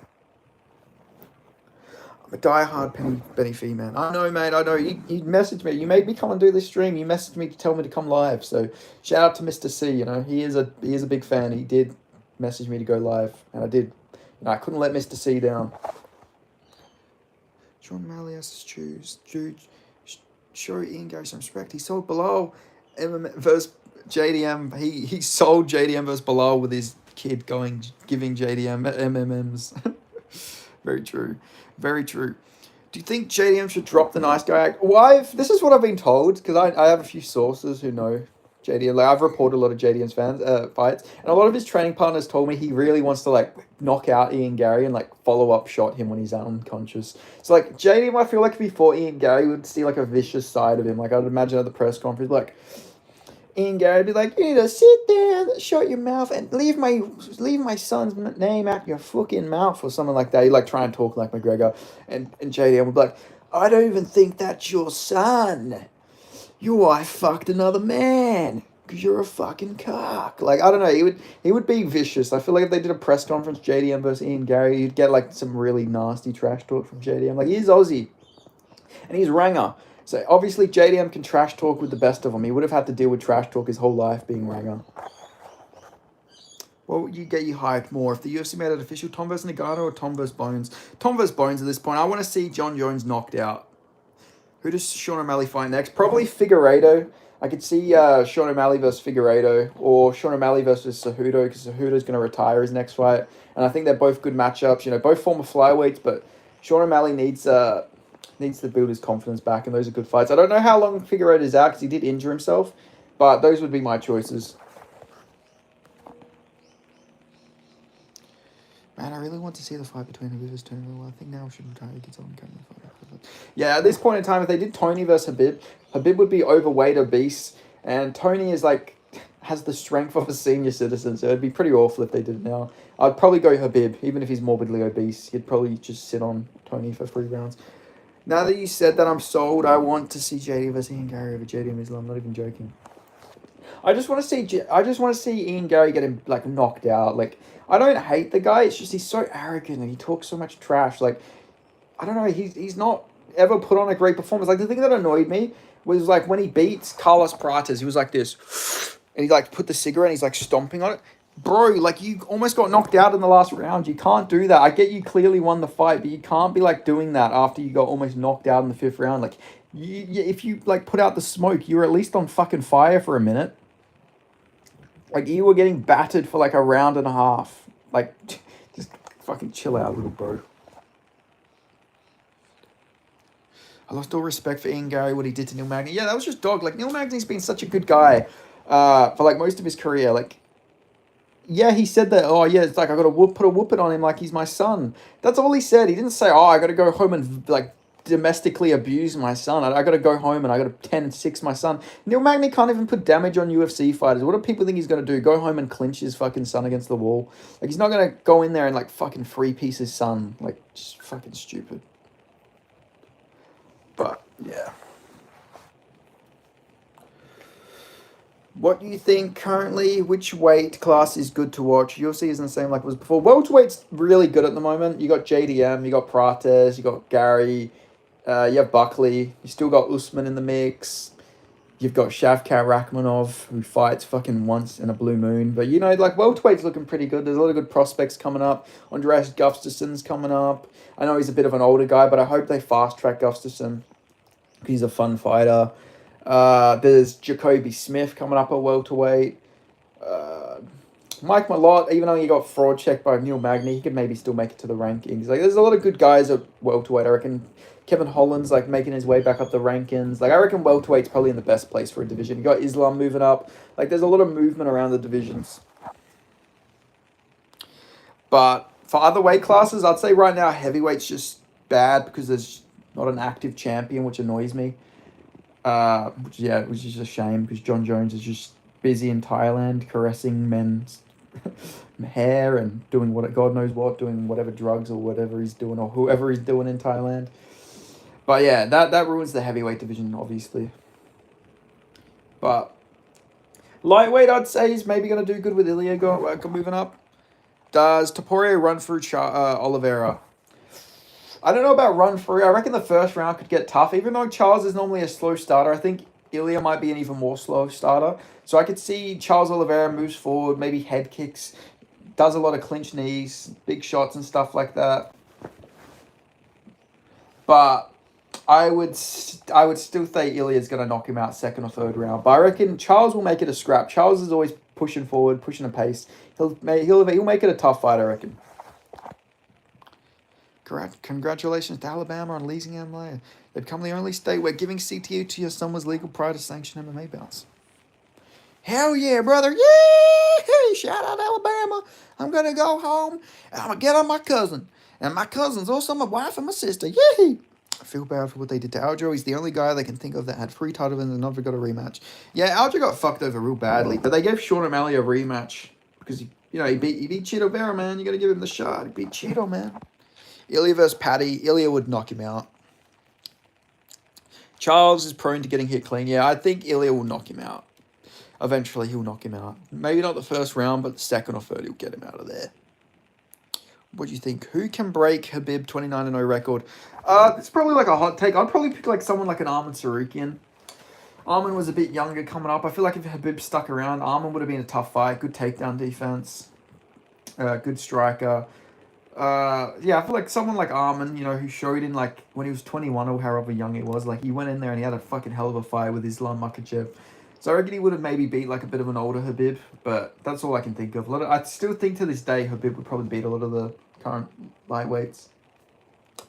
Tapiri and GDM have the best boxing in today, in my opinion. Yeah, I agree. Both got very slick boxing. I would put a guy who's gonna be up there though is Cody Haddon. He throws maybe a bit wild, but he does have very good boxing. Cody Haddon's got fucking slick hands, and he's a bantamweight. I reckon Cody Haddon will be up there. He's like 30. He went 34-7 or something, like in amateur boxing. Very good boxing. Very good jiu-jitsu as well. Like, yeah, I reckon Cody Haddon will be a guy who's up there with the best boxers before long.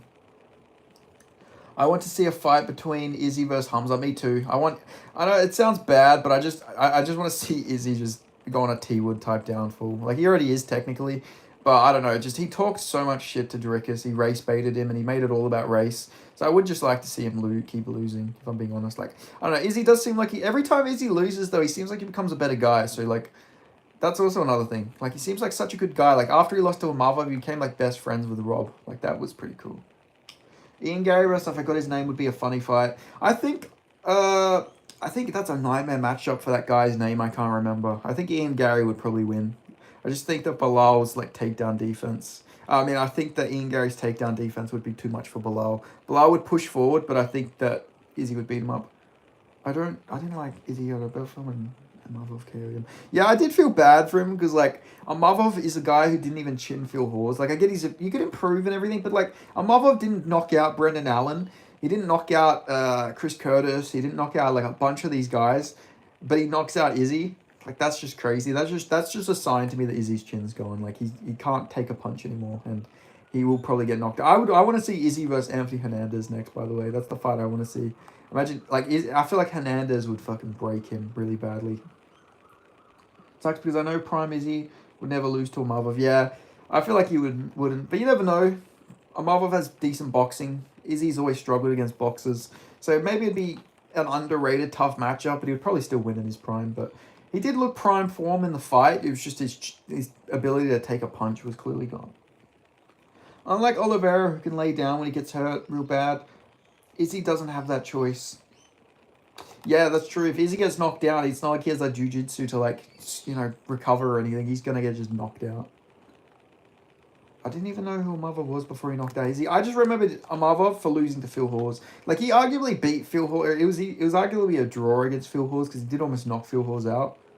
But it was just crazy to me that, he was able to just chin Izzy with ease in the second round, but like couldn't knock out the great Phil Hawes. Also, I just want to put it out, Phil Hawes, amazing porn name. Phil Hawes, like, that's great. Who do you think Mighty Mouse... What do you think does Mighty Mouse didn't get enough respect and even say he was traded to 1FC? Yeah, Mighty Mouse deserved a lot more respect. Plus, he should have beat Henry Cejudo in that fight, I feel like. Yeah, it was close. I won't say robbery, but I don't know. I remember watching that live and I was like, I sort of thought fucking Mighty Mouse won that rematch, but yeah, it is what it is. People forget, man, Buckley would have beat him up if it was 5 rounds. That's very true. He was breaking him up in that third round. He was breaking him. But still, Izzy got hope. He needs some advice from Reyes, who got brutally knocked out many times and he's on one streak now. Yeah, but I feel like the difference with Izzy is like, Izzy's like a confidence-based fighter. Like, he has to go in there with confidence to like win. Like, against like, when he lost to Jan, he fought like a lot different. He wasn't knocking these people out, or, he was a lot more boring in his fights after he fought Jan. It seems like he loses a lot of confidence when he loses. 3-fight losing streak, his confidence is going to be an all-time low, and now he knows his chin's a bit short. I can just see him not doing too well. After Tyron made that song, "I'ma beat your ass," and then went on a losing streak, it just goes to show how great Roy Jones Jr. was. He made way better songs and got KO'd while rapping his own songs in his walkouts. Yeah, fucking absolute banger is Roy Jones's song. It's like, oh, the one that Robert Whitaker walks out to. You can't touch it. Can't touch this or whatever it is. There's a fucking banger. What do you think? Why Dana so obsessed with John and protecting him from Tom and protecting his legacy? I think that it's mostly to do with Nagano. I feel like Dana just hates Nagano so much that he just wants Nagano's his legacy to just be shit. So he's just making John look really good at heavyweight, not losing to anybody that Nagano beat. That's why he's just giving him a run of all the guys that Nagano beat, so people can say, oh, Nagano was nothing. You know, John Jones, you know, he destroyed these guys. I feel like it's all to do with Nagano because Dana just fucking hates him with passion. You need to see Tyron versus Nate Marquardt. He knocked him out. Woodley in a very brutal way. I've seen it, mate. I've seen it. I have it saved to my videos on my camera roll a few times. I've sent it. Back in like 2020 when like T-Wood still had a fan base, I would send that to people quite a lot. I'd send it to a lot of toxic Tyron Woodley fans. Can't be touched, can't be stopped, can't be shook, can't be dropped. Yeah.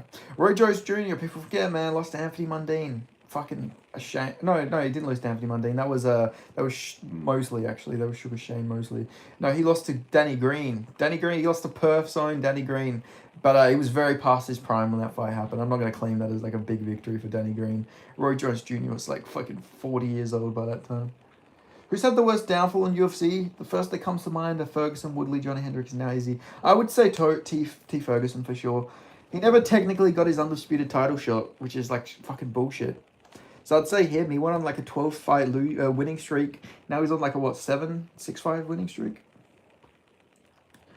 Dana hate for Nagano is the reason Kunionov versus Blades keeps getting booked low. Kunionov beat the guy, Nagano beat the PFL, so Dana is giving Blades a layup. Yeah, 100%. Like 100%. Like it's all based. Everything at heavyweight is just based on making Nagano's legacy look fucking worse. Like Dana is like a fucking spiteful man when it comes to Nagano. I also want to see Tom versus Nagano as possible. What do you think? Nagano will come back for fighting Tom or John? I think he would come back to fight either, but Dana will never have Nagano back in the UFC.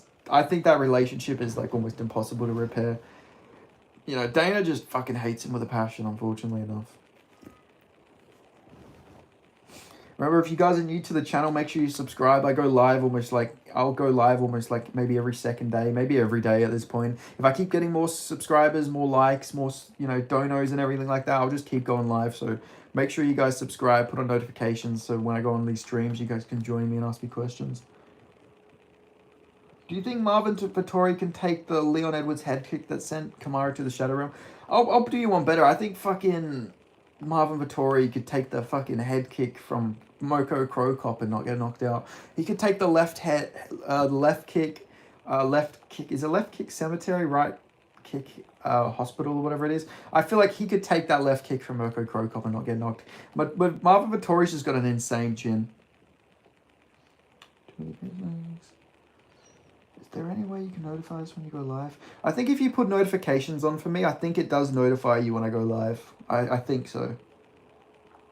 But if you have me on Instagram, I can just put, I can tell you when I'm going to go live on Instagram as well. If you want, my Instagram is BennyPMMA_01. So if you just want to contact me there or anything, or want to give me video ideas, or want me to talk about something for a video or a live stream, you can always contact me on there. I would say X to contact me on my Twitter, because it's like, I use it quite often, but I don't think I can receive messages because I have Twitter Blue, because I make money off Twitter, so I decided to get the Twitter Blue, but now I can't get messages from non-Twitter Blue users, which is fucking shit.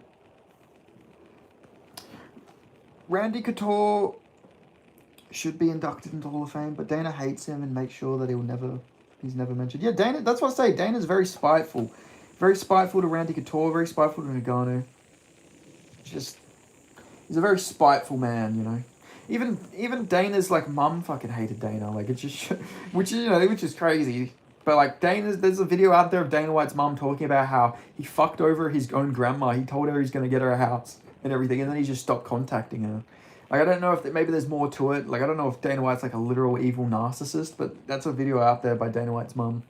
She talks about how Dana used to like fuck all the ring girls, and how he would also, he just screwed his own grandma over. Be streaming all day just so I can look at his live. what you think, how will DC be in UFC if started early, like in his 20s? DC would probably be the GOAT.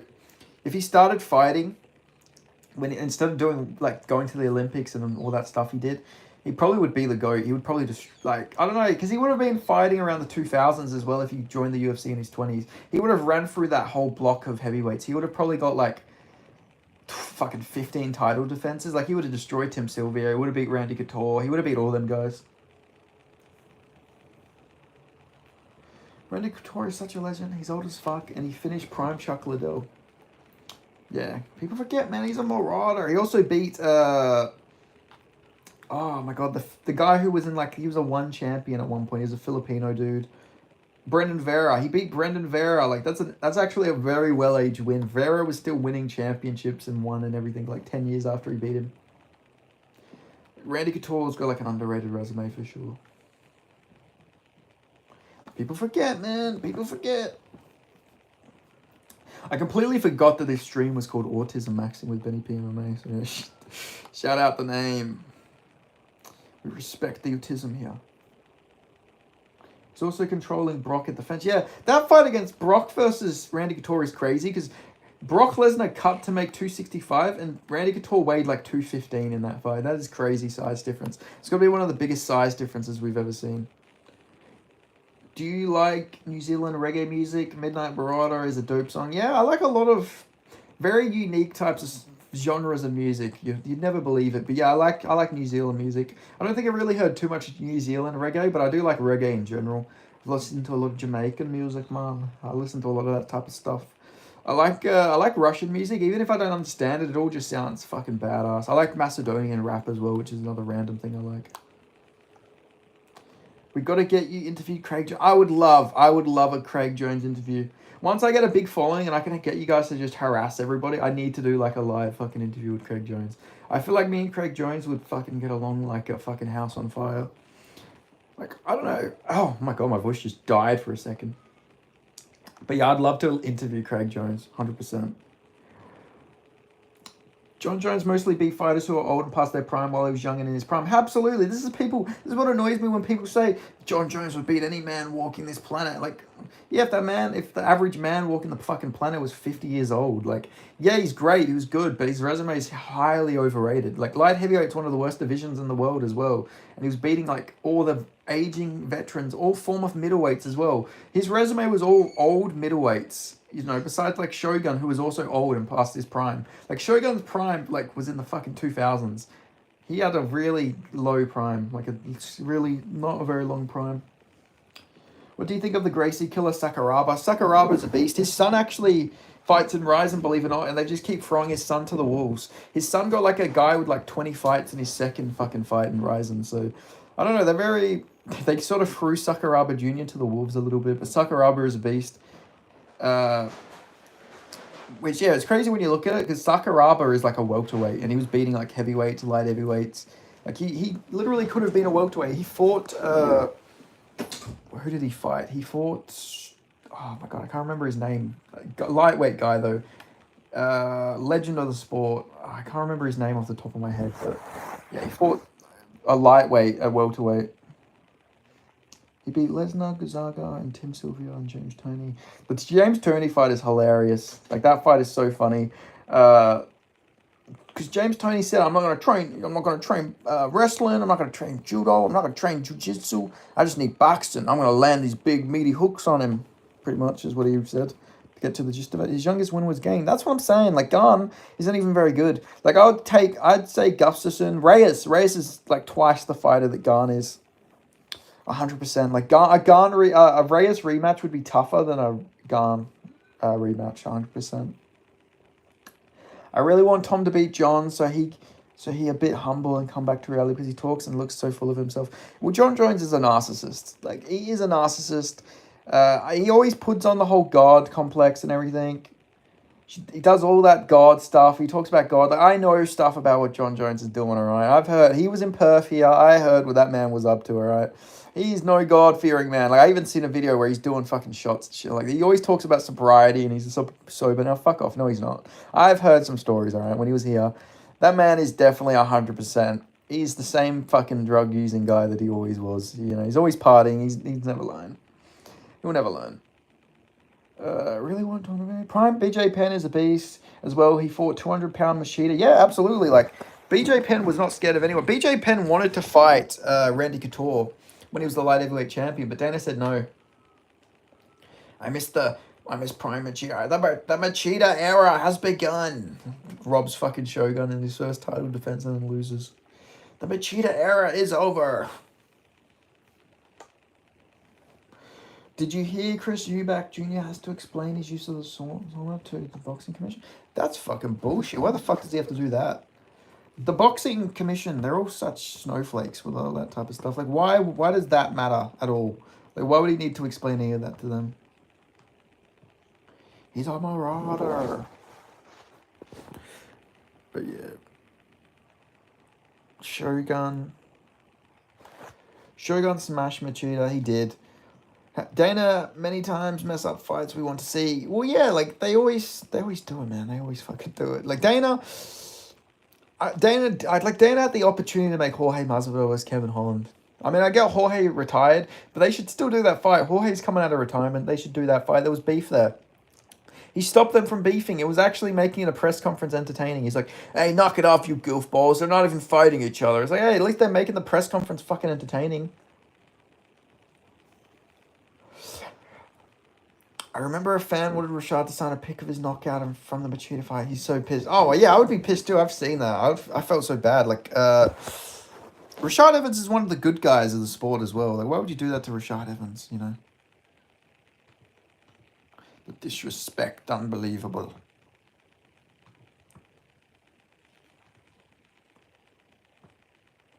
Machida used to drink his own pee. He did. It's very weird. I still don't understand the drinking your own pee stuff. That shit can actually kill you. You should only be doing that if it's like survival, if you need to fucking drink liquids. You should not be going out of your way to drink your own urine, that's for sure. In Jones' defense, he decimated a 29 Shogun. Yeah, but Shogun was still past his prime at that point. I know it sounds crazy to say that about a 29-year-old, but he was. Like, I don't know, I think he had way too many wars too early because, I don't know, Shogun, like, I feel like he had such a slow, like a small prime. Like, he did also lose to Forrest Griffin. Like, I feel like once he got to the UFC, he did become champion and everything, and that's just a testament to how good he was. But I feel like he did go to the UFC past his prime. Like, you know, he did lose to Forrest Griffin at one point. Forrest Griffin's weird now, by the way. I don't know if you've seen like, Forrest Griffin went on Rampage's podcast, and it was really weird. Like, the whole time he just talked about how white people have done bad stuff to African-American people. It was really bizarre from Forrest Griffin. I don't know why he's going down the SJW route at this point in his life. It's like, bro, you have a job. You work at the PI. Why are you going down this route? And Jones the man. And he did the first scissor crane kick against Coach Rock. Knocked out 2 That was a crazy KO. That was fucking insane. That to this day, amazing KO. But he's got a lot of cool, like, front kick KOs. And he did the first one, yeah. Yep. Shogun took a lot of damage before he fought Jones. Forrest apologizing for being white. Uncle Chow would never. Exactly. Uncle Chow is undefeated. Uncle Chow is undefeated. White guilt. No match for Uncle Chow. Forrest Griffin, on the other hand, no. Yeah, unfortunately. I'm not going to read that. I'm not going to read what you said, Mr. C, because I guess technically that's a slur. I've never understood why that is a slur. Like, you're literally just using Japanese, but you're just, like, shortening it. I've never understood the slurs where you just remove a couple words.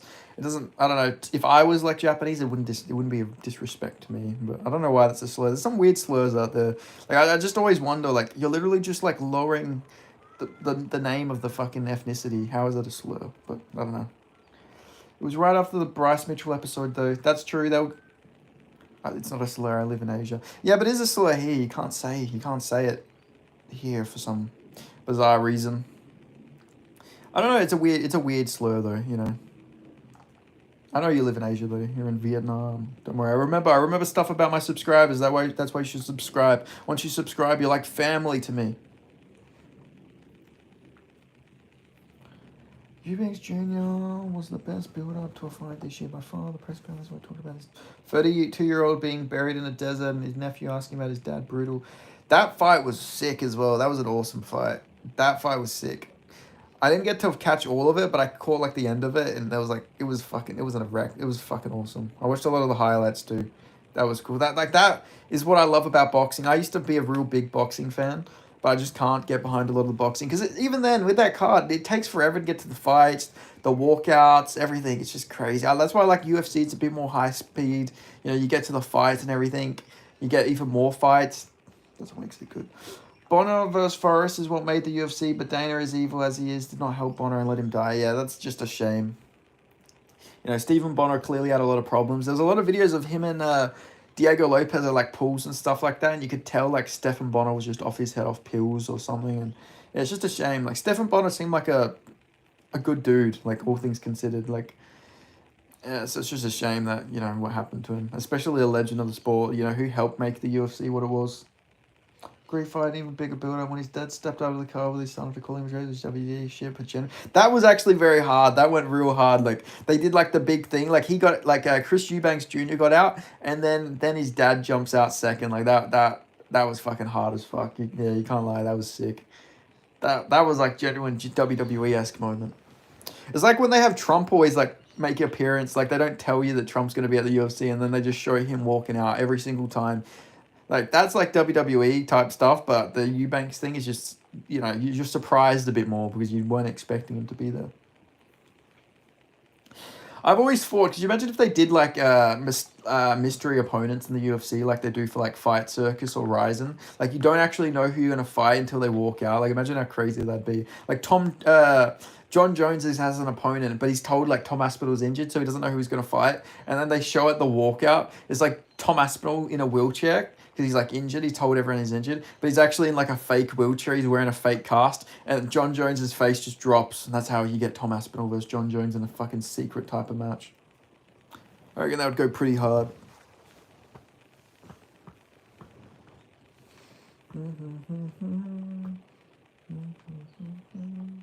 Pride was wild. Rampage fought like Vanderlei and Chuck back to back same night. Yeah, that was crazy.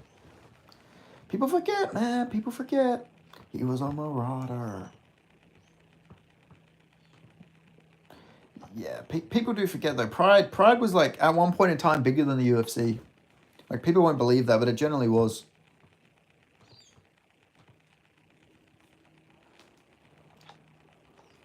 Pride was wild. Rampage for like Vanderlei and Chuck back to back same night.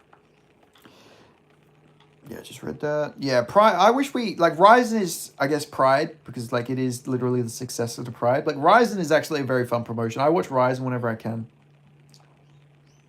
Would you ever corner a fighter if they asked you local fighters in West Australia? Yeah, I definitely would. There was like a whole thing with me and Jack Jenkins because I don't know for the new subscribers there was a whole story where that went viral because I messaged Jack Jenkins about his opponent on Dana White Contender Series. He was fighting Freddie Linares, so I went and watched all of Freddie Linares' fights, and I actually found that his only loss was a cut, and I actually went through like Spanish media. I had to translate everything to find it, and eventually I found the cut that he got, and I sent it to Jack Jenkins, and I told him if you hit him there, I'll reopen him. He actually used it in his fight, like he actually cut him open when he was hitting him in the exact spot I sent him, and yeah, and then in a podcast, he shouted me out for helping him. And then eventually at 284, he helped me get early tickets. So I was the first person to get UFC tickets. I still had to pay for them, but he like got me early. He got me like the friends and families discount type thing. And then, yeah, I met him at the UFC Fighter Hotel. I got to meet him and we got a photo and everything. And then the UFC actually interviewed me for it. So yeah, that was pretty cool. But yeah, I'd definitely corner a fighter just to get back on track. That would be dope. And if they fought the public, it would be one of the two fighters. And they had the two fighters pictures up above the walkout and then one fighter walk out. Hard. Exactly. I mean, Ryzen does that. Ryzen actually does mysterious opponents and stuff like that, which is actually, it goes hard. Like, it actually goes hard. Like, I can't lie. Ryzen is so cool because they do a lot of freak show type stuff, and I love freak show fights.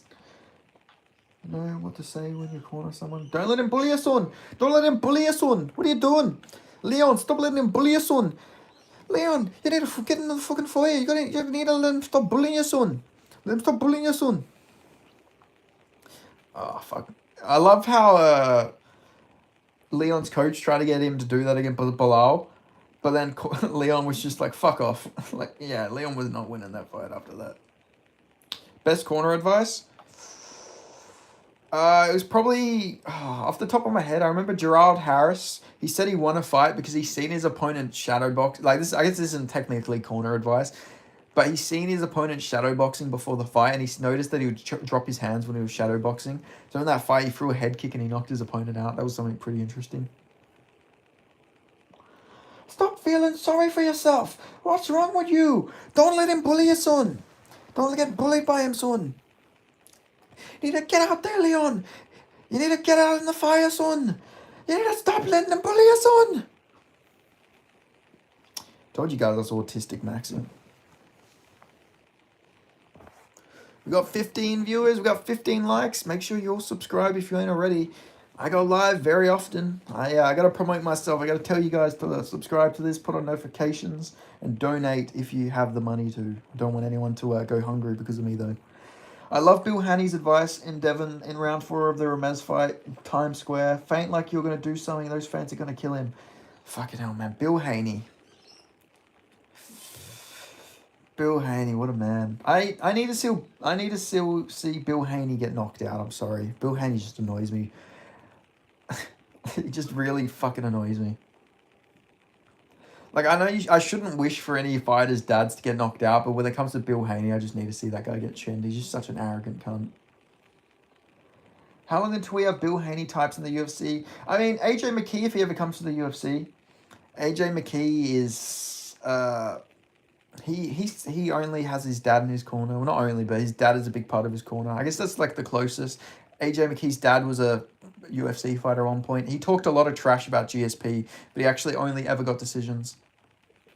We're firemen. We're firemen. Shout out to... Oh my god, how am I not remembering his name right now? Oh, fuck. AJ McKee's dad is nothing like Bill Haney. Yeah, not to that extent. He's not as bad, but that's like the only example I could talk about. I can't remember with a fireman guy. I know it's the boxing guy. He was in the corner of George Foreman's opponent. I just can't remember his name off the top of my head. I watch his videos a lot, which is really bad that I can't remember his name right now. Boxing has all the best dads. John Fury, Bill Haney, Tio Sr., Straightfield Sr. Yeah, it's really bad. John Fury is funny, but he is a fucking dickhead. Teddy Atlas, that's it. Teddy Atlas. There, Teddy Atlas. I was like trying to think of his name. I couldn't remember Teddy Atlas's name.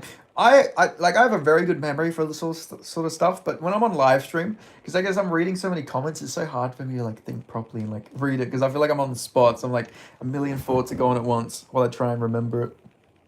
But yeah, Teddy Atlas.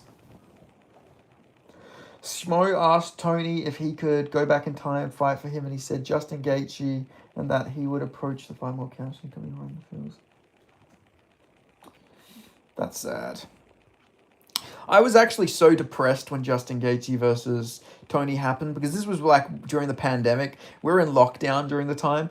Like this was like one of the big, like we finally got a UFC card after a month of them all getting cancelled. You know, life was, at least we had something to look forward to. And then Justin Gaethje just absolutely butchered Tony. It was very rough. I remember like sitting outside in my fucking backyard eating KFC. Like, oh man. Like I just remember thinking we're never going to get Tony versus Habib now. And we never did. Tony cut weight twice in that fight. Why would he agree to do that? Because he's autistic, Max, and clearly. That fight was like watching a snuff film at one point. Yeah, that was very depressing.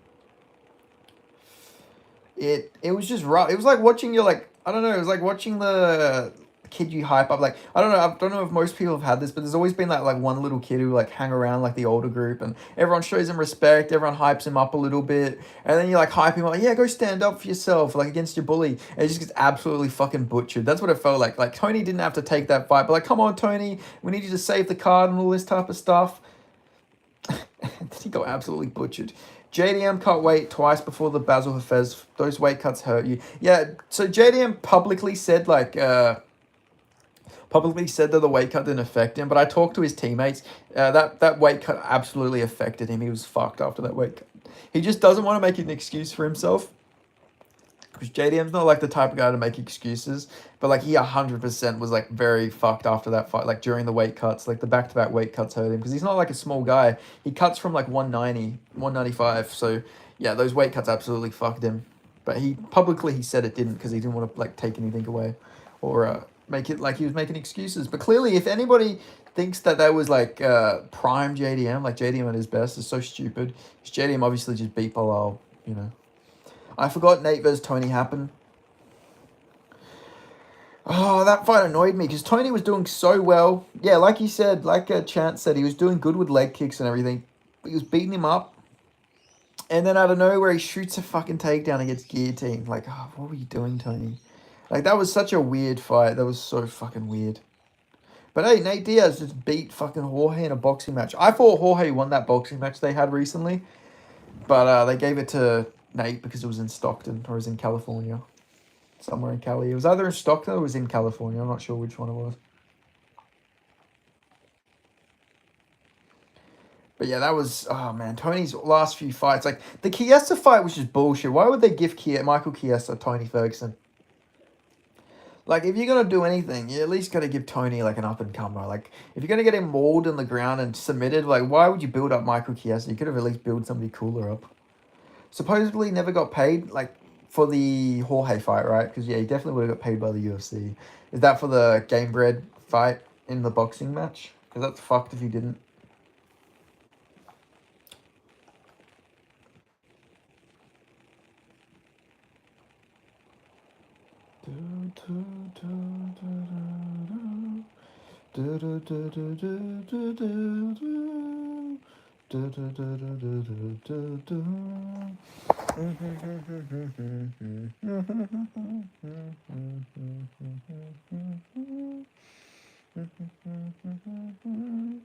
I competed wrestling in most of my life and started cutting weight for competition in grade 7. Cutting that 5 kg each weekend as a growing kid was fucking brutal. But we also did it the Morale Boy. Yeah, the boxing money was always something stupid like 8-9 million. Well, why would Nate Diaz agree to that? Why the fuck would he ever get $8 or $9 million dollars to box fucking Jorge Masvidal? That's just very stupid. Nate's weakness is leg kicks. Dos Anjos brutalized him with that. Conor also used in the second fight. Rafael Dos Anjos versus Nate Diaz is such an underrated performance. Nobody ever talks about it, but Rafael Dos Anjos just fucking mauled him every aspect of the fight. I think he dropped him in the fight, hurt him with leg kicks, wrestle fucked him. Dos Anjos in his prime, people forget. He was a marauder. He was a beast. He was built different.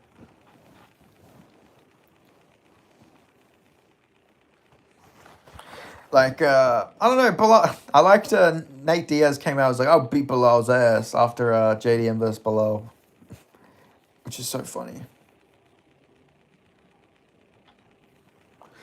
The Iliad or the Odyssey?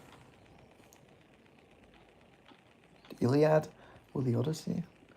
I am confused, Mr. C. You've stumped me this time.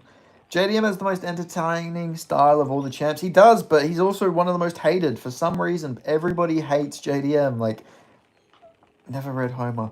I've read a bit of the philosopher known as Homer from ancient Greek times, but I can't remember that. I know about Homer's Odyssey, obviously, but I don't know fully. I've heard of his Odyssey. I don't really know too much about it. Nate has a good bird and slap. Yeah, like, I don't know. JDM's like very overhated. I don't know why. Like he people just always shit on him for some reason. Like, he's very overhated. Like, he's the most overrated fighter in the UFC and everything like that. Yeah, he's not fucking overrated now, is he? Because he's literally the fucking champion. Like, JDM will probably beat Islam. He could beat Rakhmonov. He could beat Brady, Ian Gary, and everyone would say, well, we didn't beat Buckley. Like, people would say shit like that. Like, I don't know. He's so overhated and overrated, like, underrated. It's fucking bullshit. Ruwan Swamp, hello. How are we? How are we, Mr. Is it Sump? Oh, Samp, sorry. He was an author, not a philosopher. Maybe you're getting him mixed up with Socrates and Plato. I guess I must be getting him mixed up. I thought Homer was a philosopher as well. Ilya El Matador, vamos. I think Ilya will be the new weight champion of the world. Oh, there's a legend both at lightweight and welterweight. Had too many miles on him. Yeah, if he went to welterweight a little earlier, like, he probably would have beat Colby. Like, he did very good against Colby. It was like a 48-47. Like, people act like Colby ran through Dos Anjos, but it was actually a very competitive fight. Ilya beats Islam. JDM. I don't know if you're saying Ilya beats JDM, but he wouldn't beat JDM. JDM is way too big for Ilya, but Ilya can beat Islam for sure. ¿Cómo estás, mi hermano? JDM has a fan-friendly style, has good one-liners, and it doesn't try hard to be a character, but still gets hated. Yeah, I don't know. People just like shit on Aussie fighters. Like Volk was overhated, so overhated after the second Holloway fight. Now he's one of the most loved fighters. I think people will turn around for JDM, especially after all the trash talk. Ilya Alamatador, Tigano, I think JDM, easy, Spain, less than a month. I don't understand. I don't fully speak Spanish, so I don't really understand what you're saying, to be fair. Islam wants to fight JDM because he can take him down easy. Once Islam realizes he can't take him down, it's going to be hell for him. Joe Rogan be like, Islam is hurt. He's out unconscious. JDM Marab have some of the most fucked up noses in the UFC. I mean, an underrated fucked up nose is Sean Brady. Sean Brady, people forget JDM versus Sean Brady would have been a nose off. Like, both of them have very bad noses. Like, JDM versus Sean Brady are both look very, like, both their noses are very similar. But Brady doesn't get the recognition, I guess, because he's got a very good fade, I guess. You know what's also crazy is when JDM was meant to fight Sean Brady, like, it's Sean Brady versus Jack Della Maddalena, but you would think that Jack Della was Sean Brady, like the guy with the Irish name, and you'd think Jack Della was Sean Brady, you know, the Italian-looking guy. Like, JDM is so much more, like, Celtic-looking, and, like, Brady is a lot more Italian-type looking than JDM.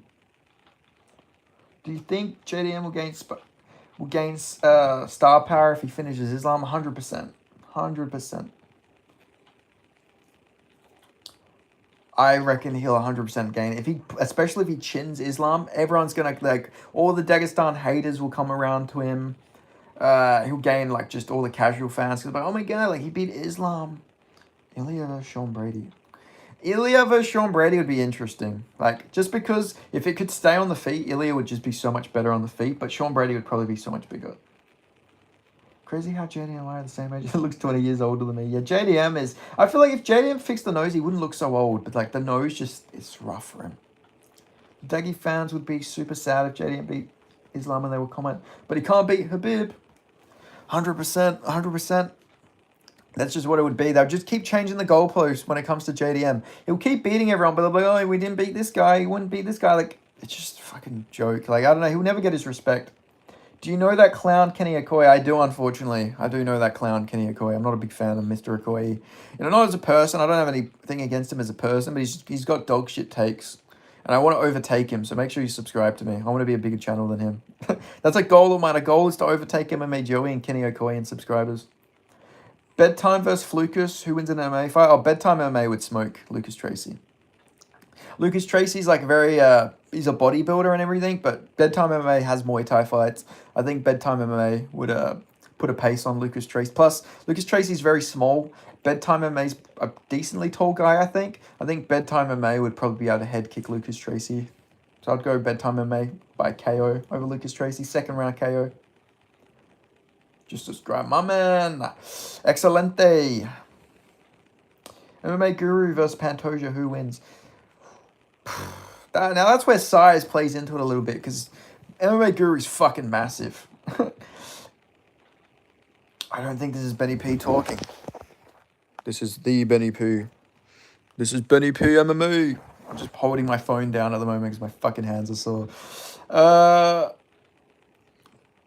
MMA Guru versus Pantoja. Who wins? MMA Guru could, if he can stuff a takedown, he would just land on top of Pantoja and break his ribs probably.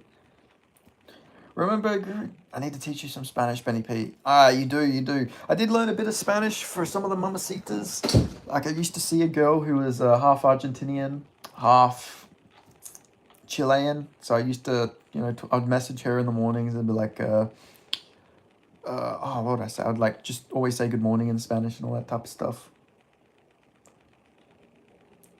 No way, my favorite Kiwi MMA YouTuber. But yeah, I would always, buenos dias. I'd always wake up, buenos dias, samosa, and whatever it would be. And yeah, I'd just always send that. No way, my favorite Kiwi MMA YouTuber, Art MMA. Let's have a shite on the floor, mate. Let's have a fucking shite on the floor, yeah? Let's just fucking put your daps down and fucking take a poo right on the fucking floor, yeah? What do you fucking mean you want shite on the floor, yeah? Come on, how about a shite? How about you take a fucking shite on the floor, you fucking dumb mad backwards cunt, yeah? Take a what the fuck you think you're doing? Take a fucking shite, yeah? You fucking dick of a thing, yeah? Did you watch Mighty Mouse Training Death Sentence? I did. Death Sentence. He taught him submissions. He taught him. Death Sentence is a problem. He's coming for the UFC. One day we'll see Death Sentence. He's going to go on a Sean Gannon type run, you know. The guy who beat Kimbo Slice, the cop, they signed him to the UFC because he beat Kimbo Slice. He got absolutely mauled. Have a point, shite, you fucking mad backwards thing, yeah? Fucking do something about it then. I said, do something about it then. That's more of a fucking, like, scouse over here. I lived in Gisborne, New Zealand for a year with Castillos, Argentinos, Chileanos, Uruguayos. Shout out to Uruguay. Uruguay. What a country. What a name. Got 16 likes, boyos. Damn, yeah, it's crazy to live with so many Latinos in New Zealand. I didn't know there were so many Latinos in New Zealand. Whereabouts? Are you from Spain, Jamal El Rayo? Or are you Latin American? You're doing nothing, you mad backwards fool. Pull your fucking dacks down and take a poo right now. You won't fucking do it. You're a fucking pussy. You won't do it. You won't be doing it. Have you been playing disc golf, Benny P? No, I've not. I have to fucking start playing the disc golf. I have a disc golf course right near my house and I still haven't taken advantage of it. Gisborne is overrun with Argentinians. Has it got a lot of Argentinian women? It's a good experience, the Argentinian women, I'll just say that. I hope Usman gets slept in his next fight just to see Kenny cry. My favorite reaction was Kenny Okoue's reaction to fucking Amavov. Like when Amavov got slept, he just completely fucking shut down. Artem Lobov with John Jones Reach is the perfect fighter, 100%. Would it be crazy to live near one there being installed by my house? I'm very hyped. Yes, Benny P, a lot of Latinos over here. I mean, Latinas, like, oh my god, they're very interesting women, you know, very beautiful, but don't want to piss them off. I don't know, they're very confusing. Like, all women are very confusing, but Latinas, I feel like, are just extra confusing. Yeah, but yeah, not many Latinas over here, but I found my way to a lot of them, thankfully. It was a good experience. Shout out to the mamacitas. Yeah, I am from Toledo, Spain. Shout out. They're like cats, they change moods so fast. Yeah, exactly. Like, I was talking to this girl who, well, I already mentioned it. She was half Argentinian, half Chilean, and she was from Argentina. It was such a, like, 1 minute we're, like, completely fine and everything. I don't hear from her a couple hours. She said, I had something come up. It's ruined my mood and everything like that. I don't know if we should keep talking. And I pushed through. We kept talking and everything. I smashed. So it was like, you know, it all worked out at the end. But Jesus Christ, it was like a confusing couple weeks of talking, that was for sure.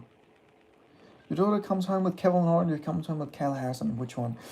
Kayla Harrison. Ben DeMann, are you from Australia? Because you sound like Bedtime MMA. Everyone says this. Everyone says I sound like Bedtime MMA. I don't think I sound like Bedtime MMA. Nothing wrong with that, but yes, I am Australian. I'm from West Australia, though. I think Bedtime's from Queensland. Do you live solo or with roommates? Unfortunately, I still live with my family. That's why you guys need to give me some donations. I need to get out of my fucking house. So yeah, feel free to donate. But you know, I live with my La Familia still. Houses are very expensive. I would like to live with mates or something like that eventually, but yeah, currently just live with the fam. But everything's so expensive here, so I'm just saving up. Your accent is very mild. Yeah, like I get told I sound English sometimes. Like, a lot of people join this and ask if I'm English. So, thoughts on Left Lane? Yeah, he's interesting dude.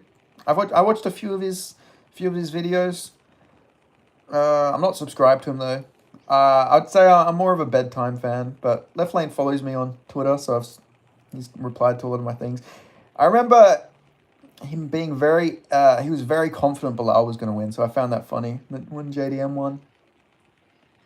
You got to call him flatmate so he can understand your Americanese. No, I know roommates, flatmates, all that type of shit. Americanese is amazing though. I love that. That's a great term. surprised like 18 of you are just listening to me talk. That's amazing. It's awesome. Love thinking about that fight. I had $850 on JDM. Great times. That fight, I know you picked JDM as well because I watched a video. I was very proud of you, AutismMMA, because I was very confident in that fight. So I was very glad when you picked him as well because you're on like a hot streak as well. But yeah, I was very happy with my prediction. Like I was so confident. As soon as that fight got announced, I went and watched the tape. As soon as I watched the Lyman Good fight, I was like, JDM's winning this fight all day. And I got called delusional by so many people when I made my prediction video, and everyone shadowed me, and then he fucking won. So I was so happy. I had to rub it in so many people's faces. JDM's boxing is great. A couple of his combos have been nearly able to get a great fight. Does Vicente Luque come back? He seemed like a decent contender at one point. Luque worries me because he had the whole brain bleed. I don't think he's got the heart in it for fighting anymore. Like, he'll keep fighting and everything like that, but I don't think he's got the dog in him like he used to. Like, I think if the going goes a bit harder, Vicente Luque will quit a bit more than he would have before the Jeff Neal fight. But then as the fight got closer, I got more and more confident. After the first round, I knew he was going to win. As soon as he started, like, beating up Bilal shot, nothing happened. I was like, yeah, he's got this in the bag. Like, Bilal just had nothing. Like, I couldn't picture in a world, like, I know this sounds crazy. I know he's UFC champion and everything. I just can't picture a world where a bad, like, fucking violent fighter like JDM loses to Bilal. It doesn't make any sense, like, for JDM to lose to a decision merchant like Bilal. I can never see that in my mind. Even saw how close Liam was Bilal actually was. Both saying he can kill a male champion, but also tied the knees from a human. Yeah, that was fucking hilarious. Like, I actually felt really bad for Bo Nickel when he started getting hit, because he actually looked like he was going to cry, and I was like, I could just feel all of his hype. Like, I just knew that all the backlash he was about to get was going to be insane. Like, I was happy for RDR, because I picked RDR as well to win. But, like, I just felt so bad for Bo, because he looked like he was about to cry when he started getting punched. Cuck versus Buck, who wins it? Is it still worth the watch? I still think Buckley is like a sort of tough matchup for Ian Gary, just because Gary backs up against the fence a lot, and if you back up against the fence against Buckley, he could definitely hurt you, and Gary's chin isn't the best, and his recoverability isn't the best, but I would probably say Ian Gary would probably head kick him. Benny, how many cheap Christchurch hookers did Artem pay for with them reckoning winnings, you reckon? I reckon Artem would have enjoyed at least one or two. You know, after a nice mini golf game, he would have been like, all right, I don't have any time to go and pull someone. I'm just gonna buy some of the best hookers. Buckley for his punches like he stole his hot Cheetos. So Bo has an awful personality though. Hard to feel bad for him when everything is being handed to him in the UFC. That's true, but I don't know. I just felt bad for him. Like, I know he's cocky and everything, but I don't think he's like an awful dude or anything like that. People really wanted him like fucking dead, but I knew that his like fights against Brundage and Paul Craig being so competitive, like he wasn't beating a guy like RDR. Like I was very happy with that prediction. I was surprised he was such a big underdog. Are you a fan of Izzy? No, I'm not a fan of Izzy at all, to be honest. I think Izzy's a race baiter, so I don't like that. Like, Izzy's very weird, because he's like, you don't really know if he's a left-wing guy or a right-wing guy. Like, he was like went to all the BLM protests and everything for like 2020. Then he's like a big Trump guy, but then he's calling like Drickus a cracker and like calling him a colonizer and all this stuff. Like, he's a very weird guy, Izzy. Like, I don't know, a guy who doesn't stand for anything, doesn't stand for nothing. You know, he doesn't stand for anything. So I don't know. But Izzy, I don't know. I don't hate Izzy. You know, he's on his losing streak. I think he's a lot more humble and everything now, but I didn't like the Drickus build-up. Berkeley's charity event. Lux for Cucks is postponed until further notice. We are still accepting donations or proceeds. We'll go to Leland Charity's this one. Izzy's kissing his dog's tongue will always be sus to me and never be forgotten. Yeah, that as well. That was fucking weird. Like, he fingered it. He's fucking jacked his dog off. Like, I don't care how you justify that or whatever. Like, that is weird. Like, he red rocketed it. He, like, straight did the whole red rocket thing from South Park. That was just weird. Has to be by the dog collar, the painted nails, the pearl necks. It's just a little bit gay. Yeah, he's definitely, he definitely enjoyed his time in Thailand. Let's just say that. Feed motivated Buck to Corey Cuck so we can see him get schlepped. Cocky Cuck, sorry, not. I thought I said Corey Cuck. Only from I made stories. A lot of Chinese ladies on tours. Also, I hear Kenny and him are the same.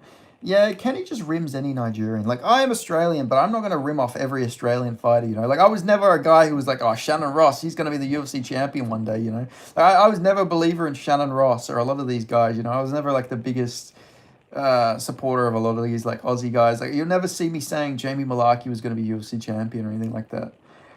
But I guess for Kenny, I guess there's not really many Nigerians, and they did go very far, the fair few they did. But I bet you somewhere down the line, Kenny was saying that Kenny Ninchikwi was probably going to be like UFC champion, probably, or Yusuf Salal, not Yusuf Salal, sorry, Sadiq Yusuf. Would you rather be Izzy's dog or the Russian dude riding Jones around on a moped? Fucking hell, mate! What a fucking thing! Well, you're getting fucking abused either way, mate. So it's like, do you want to it's pretty much you're asking, do you want to get abused by Izzy and be a dog, or do you want to be abused by John Jones and be a human? That's a very tough one. I would probably, I don't know. We know that he's done sus stuff to his dog, so I'd say the guy riding around with John, just because we don't know if John's done anything too weird to him. So I'd say the guy riding on the moped. We at least know with the dog that he's been mouth-fed and jacked off. Yeah. John might be a bit weird, but I don't think he's like... It's a bit weird because it's like a dog. You should be innocent from human fucking... humans fucking need for, like, a physical touch, I feel like, because of the dog. So, yeah, exactly. Jones is the GOAT, the gayest of all time. Does Jake Paul beat Julio Cesar Chavez Jr.? I think he does. The thing is, Chavez Jr. just got out of rehab. I don't know if people know this, but he literally just got out of rehab a couple of months ago. This isn't a guy who's going to be the best. He's never been knocked out before, so it'll be interesting to see. If Jake Paul is the one to go and chin him, that would be crazy, just because it will look good on paper. It will look very good for Jake Paul on paper, but yeah, I reckon Jake Paul beats Chavez Jr. I mean, it's an easier fight than Anderson Silva. Like, Anderson Silva beat Chavez Jr. like 4 years ago. How many pay-per-view buys would John sell if he came out as LGBTQ prior to the Aspinall fight? The queer community would rally. Yeah, I feel like having John Jones as your gay icon is bad because, like, John Jones is such a bad role model. But yeah, it would be massive. It would be massive. I mean, look at Peyton Talbot.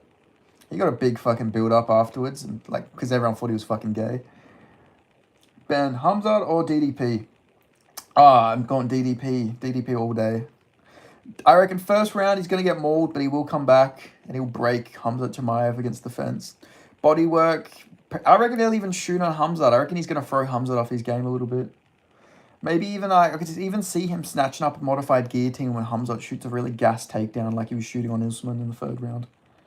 I feel like if Alex lost to Ank again, he should retire from MMA and fight Jake Paul. I mean, he shouldn't retire, but yeah, he should do that. Peyton Talbot isn't gay. Apparently not. Apparently he's completely straight. I still think he's bi.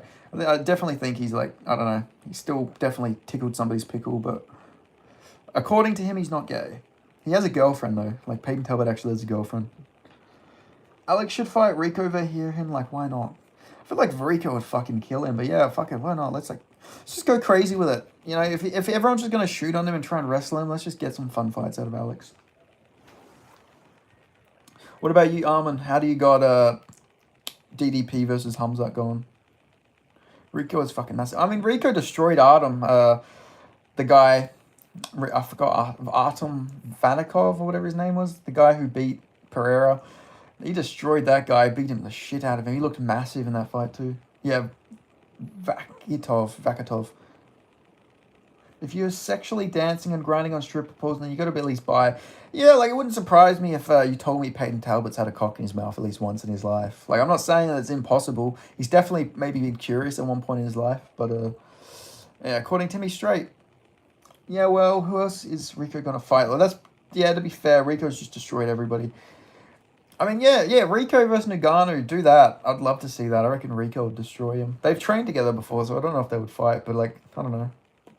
If they did do Rico versus Nagano in MMA, Nagano would just immediately take him down, though. He's not stupid.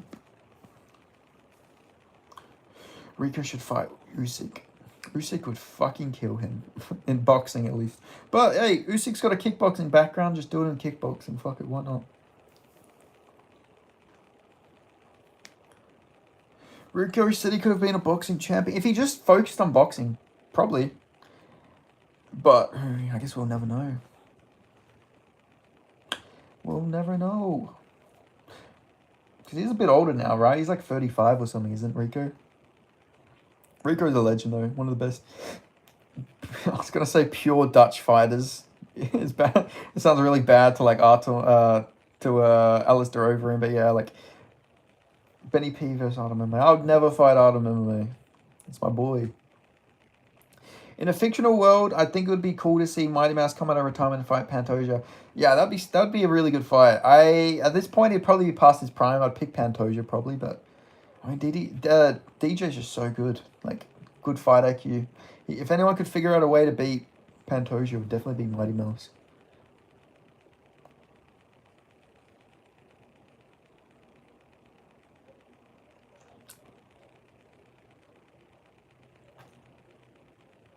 Rico versus Francis. Rico versus Fury would be huge. These are all big fights, but we don't really know how good he would do in just pure boxing. I think he's had one boxing fight, but that's like it. He also had a few MMA fights, but nothing crazy, you know. But it'd still be cool to see, of course. If you guys really like this live stream, you're not already subscribed, make sure you subscribe. And feel free to donate as little as fucking $1 if you have to. Just help a man out. Help a man be able to move out and buy a tripod, so I don't have to have you guys looking at my fucking roof. Help a brother out. I'd have to pick Artem over you, mate. He looks like he has more testosterone than his friends. Hey, fuck you. I have plenty of testosterone running through my veins, but I just beat off too much. But no, I think Artem's he's had an amateur boxing fight. You know, he's got more. Don't think you have super chats on. I do. I think. Yeah, I have super chats on. But Artem's got amateur boxing experience. Plus, he's bigger than me. So yeah. I think Artem would be a tough fight for me for sure. If I'm fighting anybody, it'd be Kenny Okoye. Never mind. Found it. My man. Thank you so much, Autism MMA. Holy fucking shit. Thank you. You are the man. See, this is why I would never fight Autism MMA, because he's the man. Let's fucking go. I love you. Love you, Autism MMA. My fucking G. Legend of the game. Yeah, Autism MMA's fucking absolute legend. One of my favorite predictors. How many years have you been a journalist? As a journalist, like just breaking fights, I think the first fight I ever broke was Jake Matthews. No, the first fight I ever broke was Jamie Malarkey versus Michael Johnson. So that was like 2022. I think it would have been 2022 because I was dating my ex at the time. Yeah, so it would have been 2022. So I'd say 2022, but I've only been making money for the past like year or so from it, and not much, chump change really, but just a little extra to get, you know.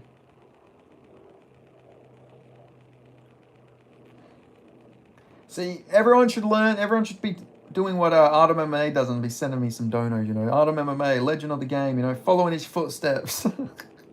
But no, thank you so much, Autism MMA. I appreciate it so much. I will always have to... No, I don't want to always be a beg.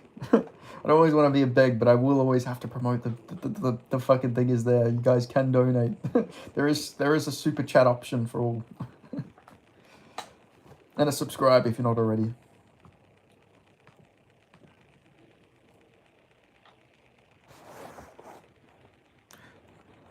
Does the accent help you as a journalist?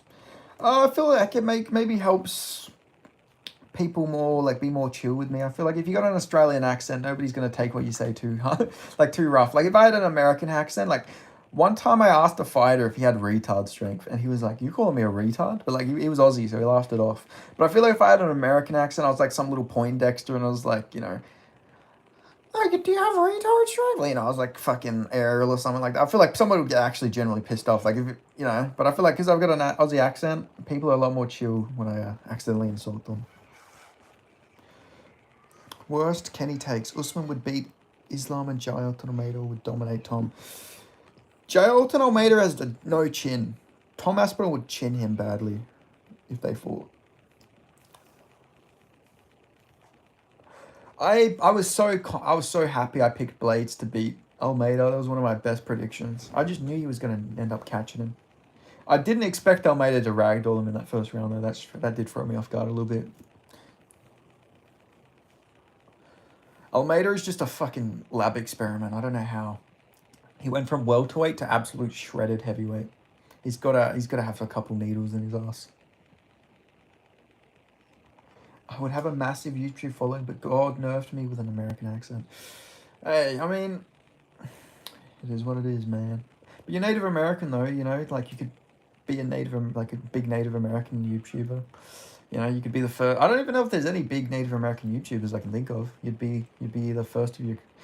You'd be the first of your kind. You know, off the top of my head, unless you know some.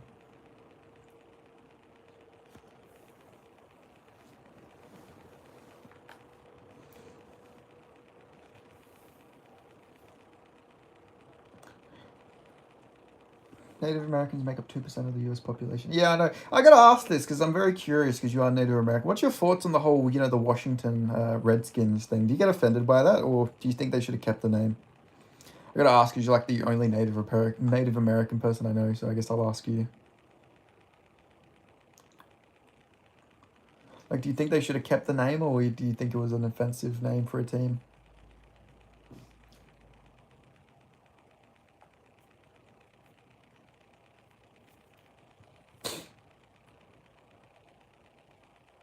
Oh yeah, Usman beating Islam is a fucking insane one. They should have kept the name. Better be remembered than forgotten. That's what I would have thought as well.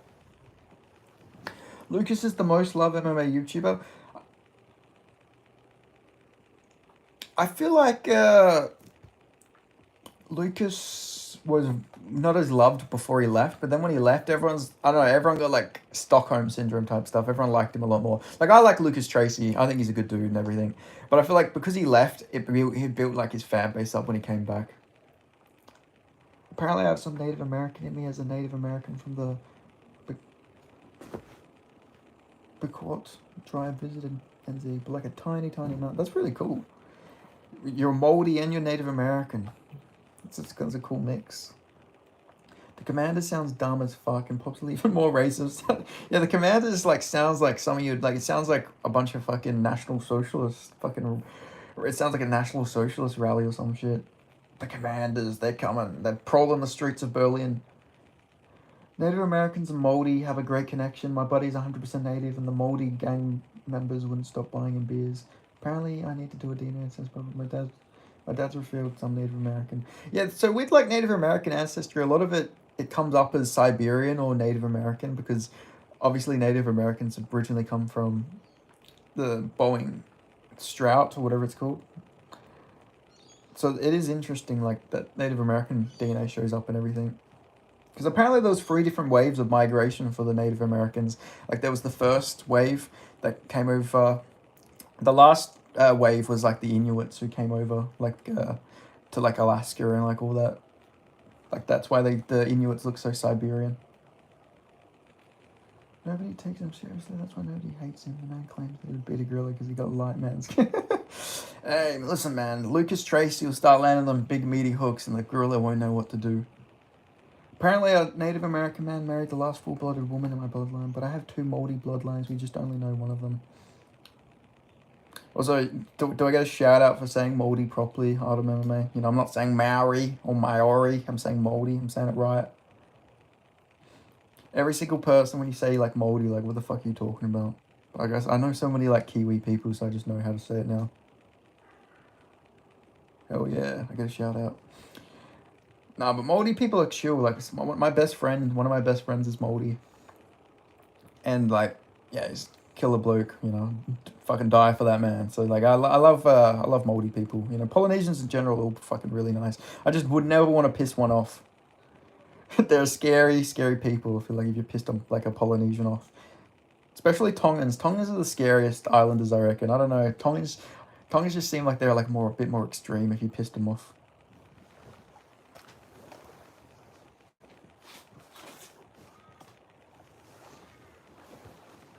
Armour versus Paddy, who you got? I would go with I would go Armin by destruction.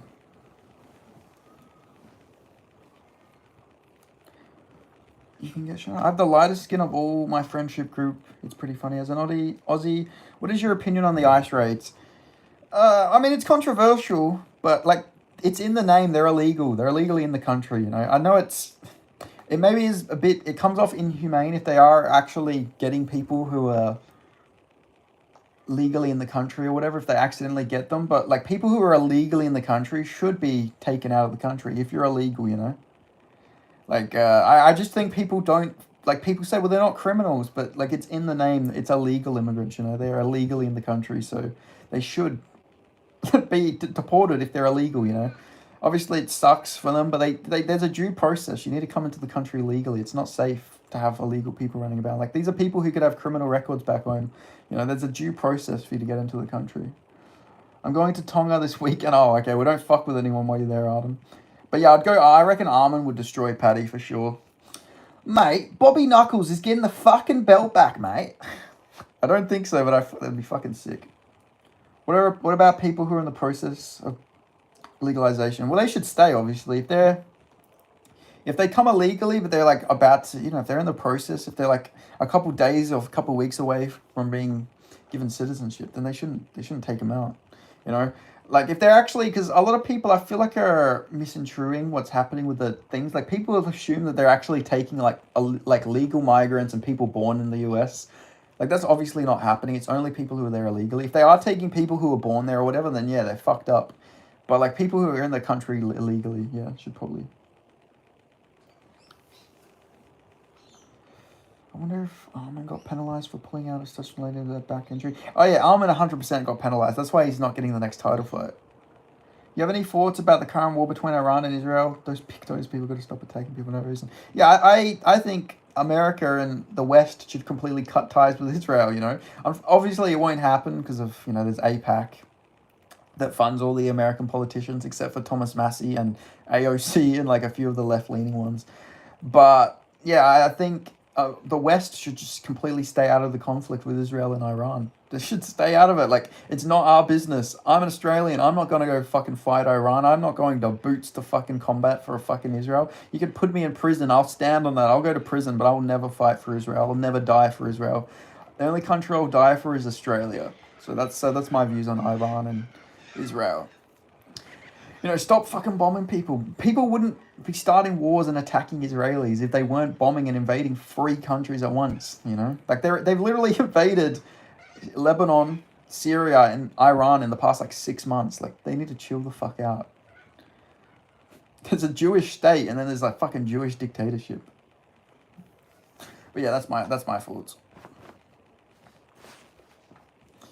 Yeah, like I don't know. It's at least like nowadays it's not just a left wing opinion to be like anti-Israel. I'm glad that like people from the right are a lot more, because I'm not like a left leaning person. Like I'm more of a libertarian. I know people say that all the time, but I am. But I don't think we should be funding wars and all this sort of stuff, especially not for Israel. Israel doesn't really do anything for any of our countries.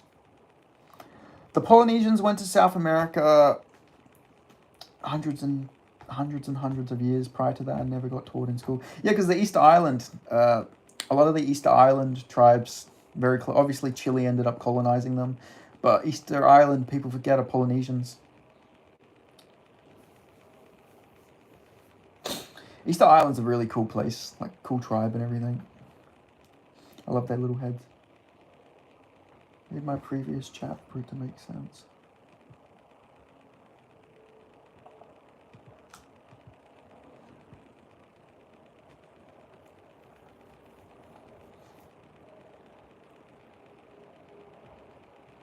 Haven't those aforementioned countries all been in some sort of conflict or war? Yeah, Iran, Israel, Syria. Not Iran and Israel. This is like the first time we're getting a proper conflict. There was like the 6 Day War with Israel, which was like Egypt, I think Syria and Lebanon, and that's when Israel took the Golan Heights from Syria, and then they also took the Sinai Peninsula from Egypt.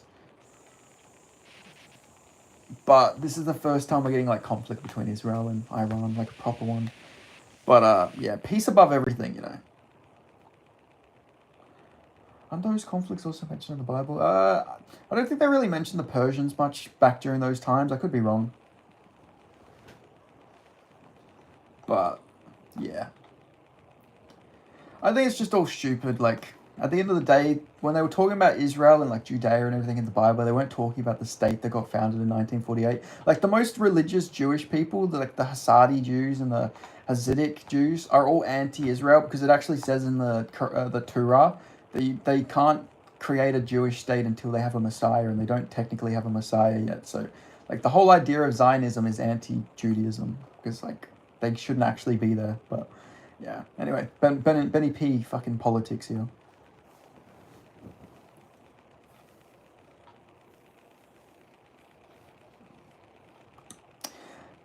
I love how all of these streams of every question eventually is about Israel and Iran. I'll keep saying this. I am not in favor of Israel, especially in favor of a war. You know, I think we should all stay the fuck out of it. Thoughts on Pico versus Evloev? It's a weird fight. Part of me wants to pick Pico, but Bellator fighters have been doing so unbelievably arse. I'd probably just go Evloev to get his first knockout ever. Like Evloev will probably just knee KO him, like because he caught Ige a lot with a knee. I could just see him catching Pico with a knee. Like Pico's been flying knee KO before. Part of me also wants to pick Pico. Like Pico on paper should be a very tough matchup, but Pico's been knocked out and beaten by like less than stellar competition. But I won't, huh? I only think there's a chance for Evloev to get his first finish. Like the thing is, Pico's very good, but he's got no chin. I feel like. Like, Pico's just been knocked out so many times. It's hard to know how good his durability is going to be. So I've just got to go with a guy like Evloev, who's proven.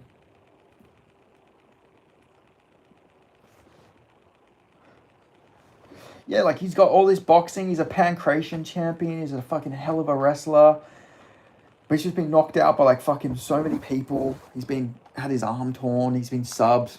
He's good. He's like athletic too. Like it's not like he's an unathletic guy. He's got all the athleticism, everything. Like he beat Christian Lee in pancration, I think, if I remember correctly. He actually lost to Clayton Carpenter in pancration, believe it or not, as well, which is fucking amazing when you think about it. Like looking at the size of him, Clayton Carpenter, super small guy. But like yeah, Aaron Pico is another like Anthony Smith type of guy, you know, like he's like on paper he would beat everybody, but he really would. On paper he should beat everybody, but I don't know. I think that Movzar will probably KO him somehow, but he'll stuff a lot of takedowns. He won't get beat on the wrestling. He'll just get caught fucking after. He'll probably win 2 rounds or something, and then just get KO'd. Do you train MMA? I used to do MMA. Training like I did an adult class for like a year. I've done kickboxing, I've done jiu-jitsu, I did wrestling, I did taekwondo, kickboxing.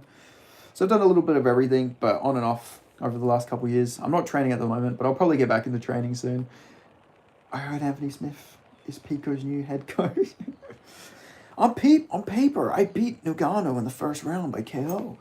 On paper, I don't retire shelled up, getting beat up by a Chinese man. On paper, I beat that guy. I hated how Anthony Smith said that, by the way. Oh, I would have beat this guy a couple of years ago. Shut the fuck up, Anthony Smith. You just got mauled. You can't, like, say that after you just got bitched. That'd be like... I don't know. It's just, that was such a dickhead move. Like, Anthony Smith... I don't know. I like how his last moment is him flipping off a fan, too. That's his last moment in the cage, is him flipping off a fan. What a fucking legacy. I remember some MMA journalist was like, what a badass moment. I think it was Aaron Bronstetter or something. Like, bro, that is not badass. He just got absolutely fucking mauled by Ming Yang Zhang, and now he's like flipping off a fan in the crowd. That is not badass at all. Like, he just got bitched. Like, that's not a badass moment. You know, like that was just very weird. I don't know how anyone could say that was badass, dude. That was like so badass. Like he like totally flipped that guy off. Smith would get beat up by Lucas Tracy's helmet. Oh yeah, Lucas Tracy would have Anthony Smith in the fucking fetal position after the second round. Oh yeah, yeah. I remember putting out tweets like somebody was like, "This isn't it," because I put out a tweet and I was like, "Anthony Smith ends his career in his signature fetal position," and some guy was like acting like I just said like the most like edgy thing ever. Tucking into a ball, waiting for the ref to stop it. Anthony Smith fucking ends his career how he started it. I mean, to this day, I would still say it's the most stupid thing he didn't take the DQ. I was embarrassed for Smith. It was hella cringe. Like to this day, he should have just taken the DQ against Smith against Jones, because then he wouldn't have to. He wouldn't have to. I'm protecting my family. You know, like he would actually be able to get his family to like a nicer neighborhood. He wouldn't have to fight junkies breaking into his house. But instead, I get it. It was good that he didn't take the DQ, but at the same time, it was in hindsight very stupid. Like you were down 4 rounds, bud. Like you should have just taken it. I made a video recently predicting Thesis defense Yuri Prohaska to be the new mythical fighter of 2025. I think Yuri Prohaska would beat Ankalaev, to be honest. I think he's a nightmare matchup for Ankalaev. The pressure will eventually get to him. Like, Pereira was just fighting so much on the back foot when he fought Ankalaev. Like, I think Pereira could have beat Ankalaev, but he just fought so scared of the takedowns or something. Like, he stuffed everyone, but he was on the back foot way too much in that fight for my liking. Like, I think Pereira can definitely beat Ankalaev in the rematch, but if they do Prohaska first, I think Prohaska would win. Yuri seems like he'd be in Pride. Well, he was pretty much was. He pretty much was. He fought in Ryzen. Ryzen is literally like the third incarnation of Pride. So yeah, pretty much was. You got to debate Kenny. I'll debate Kenny. I mean, the thing is though, Kenny would just interrupt me the whole time. I'd be making points and I would just get frustrated. Like I would just get so frustrated. I've watched his debate videos. He never actually lets anybody debate him. He just talks over them and like, you're getting cooked. Like you're so delusional. Like he's just, yeah. Anyway, I've seen Kenny's like reviewing Love Island now. He should stick to that and stay away from MMA in my opinion.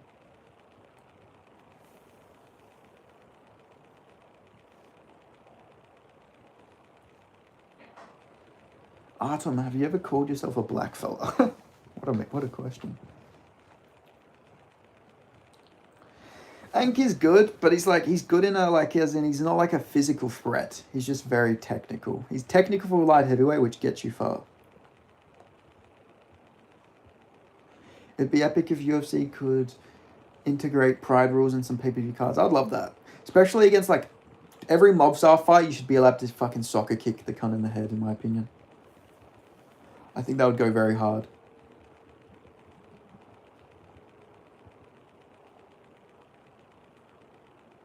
Like, who wouldn't want to see Movsar Evloev eat a couple soccer kicks, especially after that weird stuff he said about marrying a 17-year-old?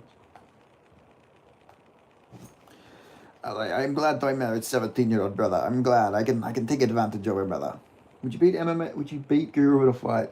I mean, it'd be very tough against Guru. I'd have to really use my cardio because I'm a very active guy. I do at least 10k steps a day, so I'm very physical active type of guy. But he's definitely got the big weight advantage. I'm about 80 kgs, so he'd probably have about, I'd say like 30 kgs on me. So I'd have to just avoid the big meaty hooks.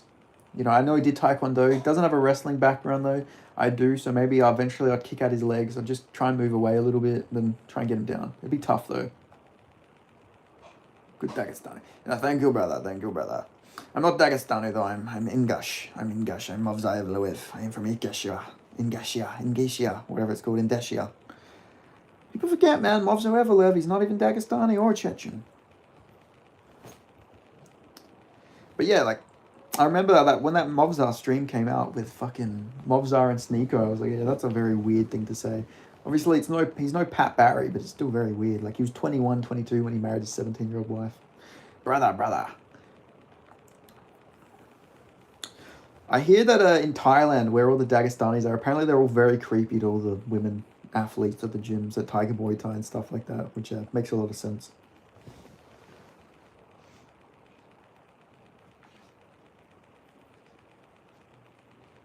I don't know if you've seen this, but there was like a Reddit thread about a coach at Tiger Muay Thai. And apparently this coach, he was like, He was like training with like a 15, 16-year-old girl or something like that, or 17. I think her like 18th was coming up or something. And he was like, I don't know, this guy was like in his 30s or something. And he was like messaging her, I have a crush on you or something. And then he like blamed it that he didn't take his meds or something like that.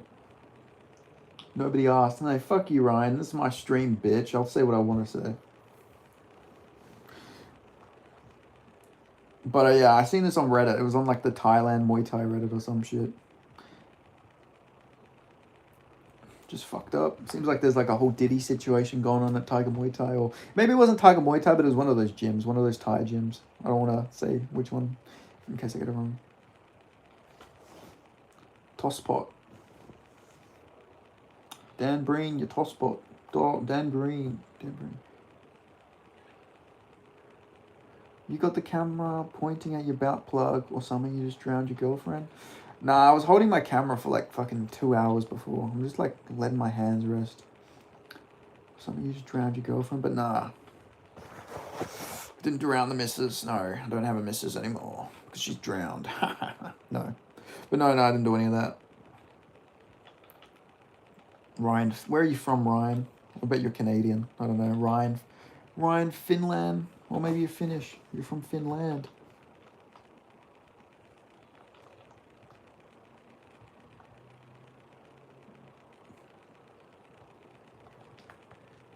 Where is everybody? Why does it go so quiet? Where'd everybody go? Never understood the whole butt plug thing though. It's a bit weird for a guy to do, especially if they're apparently straight.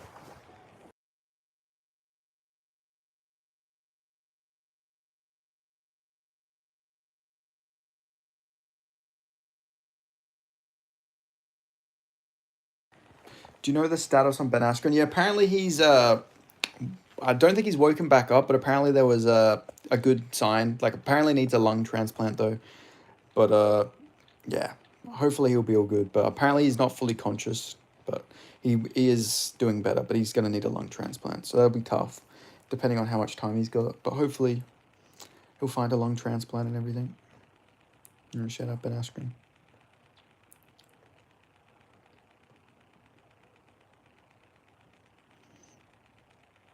Ryan, Finland, Dan Breen.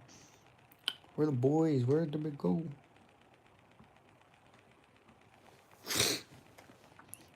Mario vs. Marab, who win? I would go Marab, but the thing is, Mario Batista is actually a trickier matchup on paper than people actually will give him any credit for, just because people didn't like him because of the auto fight. But he actually has very good cardio. He's a good striker, good grappling. I'd still pick Marab, but Mario is actually a tougher matchup than Corey Sandhagen, I reckon. Like, Mario Batista is on, like, a fucking good run. And, like, his cardio... I remember when he fought Ricky Simone, his cardio looked crazy in that fight. And he looked really good against Ricky Simone. Which is why I feel bad that I didn't pick Mario Batista against Patchy Mix in hindsight. Because, like, Ricky Simone is, like, sort of similar to a Patchy Mix. Your daughter comes home with Jones or Pat Barry. Who do you choose? I would just shoot them. I would just disown my daughter. Fuck that. At least with Pat Barry, he's chinny. I could at least maybe have a chance to knock him out.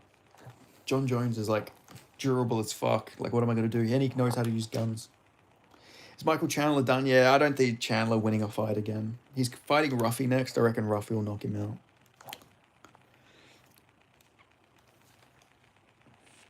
Yeah, I reckon it's probably donezo for him.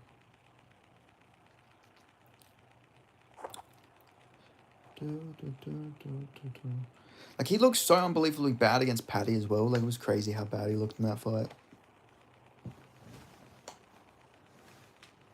Like, no takedown defense. Like, what happened to the Chandler that was going fucking blow for blow with, like, Dustin Poirier, Justin Gaethje?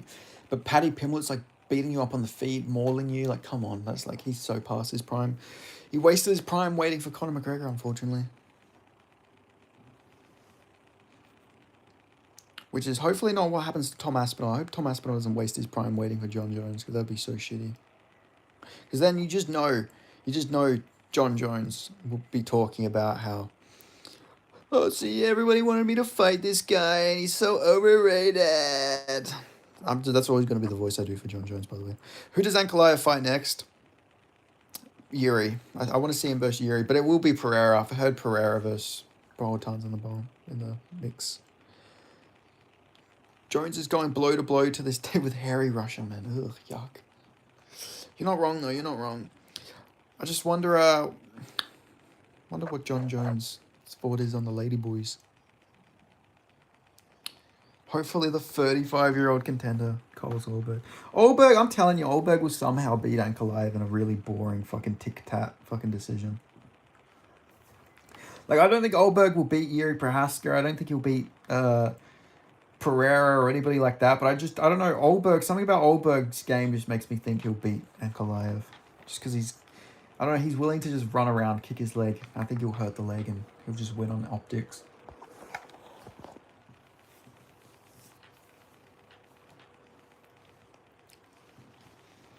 Dun, dun, dun, dun, dun, dun, dun. Let's go off contender. But I don't know, how did you guys score Carlos Ohlberg versus Jan Blachowicz? Because I sort of thought Jan won that fight from memory. I picked Ohlberg, but I remember Jan, Jan did really well in that fight. And, that's a very washed Jan. How did you guys score Jan versus Ohlberg? I'm curious.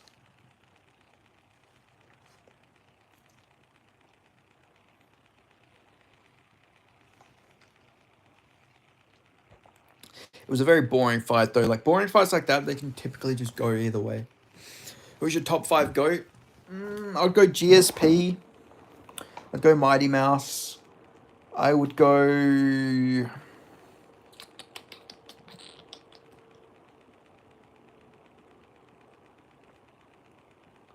Tim Means versus Diego Sanchez, both in their primes, both are nasty grapplers. Yeah, people forget Diego Lopez used to be a marauder.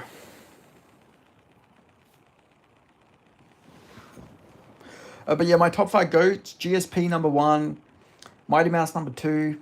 I would actually put Volk number 3, just because Volk's done so much. He's fought very good guys. Even though he lost to Ilya and Islam, I think he's like a top 5 type guy. And he hasn't been caught with roids. 4 would be I don't know, I won't put Silva or Jones on there because they both tested positive. You have to be clean to go on my top 5 list. I'd maybe put Habib on there just because he was clean. Even though he could have done a lot more if he would have won a few more fights. He definitely could have been up there in the GOAT talks, but he retired too early. And then number 5, I'll just say Amanda Nunes because I can't think of any other male fighters to put on there. Whoever been caught with roids before. I didn't see that fight. Jan Blachowicz is probably the oldest fighter on the roster now, I think. Yeah. He probably is, to be honest. He's been fighting. He's 43. People forget, he fought Sakaju back in 2009 in KSW. Jan Blachowicz has been fighting for fucking ever. Is DJ the most skilled fighter of all time? I would say Volk is. But DJ's got a few more submissions, but I'd say Volk's better in the boxing. I don't know, maybe it's people are gonna say I'm biased probably, but I don't know, just watching Volk in his prime, so good. It just shows how fucking good Ilia Topuria is, that Ilia was able to beat him, Even though, there's an asterisk that he fought Ilia when, he fought Volk after the KO to Islam, but, I don't know, it's just Volk's fucking just really good in his prime. Habib versus Sean Brady would be sick, do you agree? That would be a cool fight. I would have liked to have seen Habib against 170ers, because I don't think he would be able to use his game like he does at 155. I don't think he'd be as physically strong. I know there's all this talk about, he ragdolled Luke Rockhold and everything, but if you watch those tapes, Rockhold's clearly, reverses him easily when they actually start, when he tries to get back on top. I don't know, they act like Habib was, superhuman. He wasn't. Yeah, a few years back, these two were supposed to find Sanchez to say Means was ducking him. Yeah, I said Volk's better in the boxing against fucking Ilya, against DJ, not Ilya. Ilya's a bit different. But, Volk's boxing, I just mean fucking DJ got caught quite a bit against Cejudo.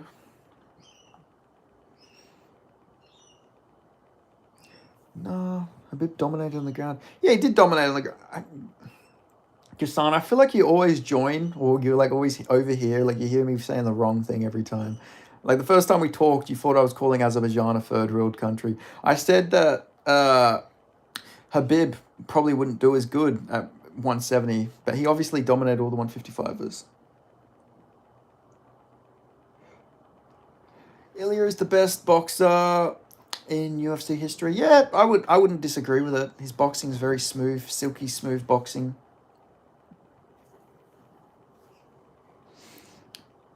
He's a marauder.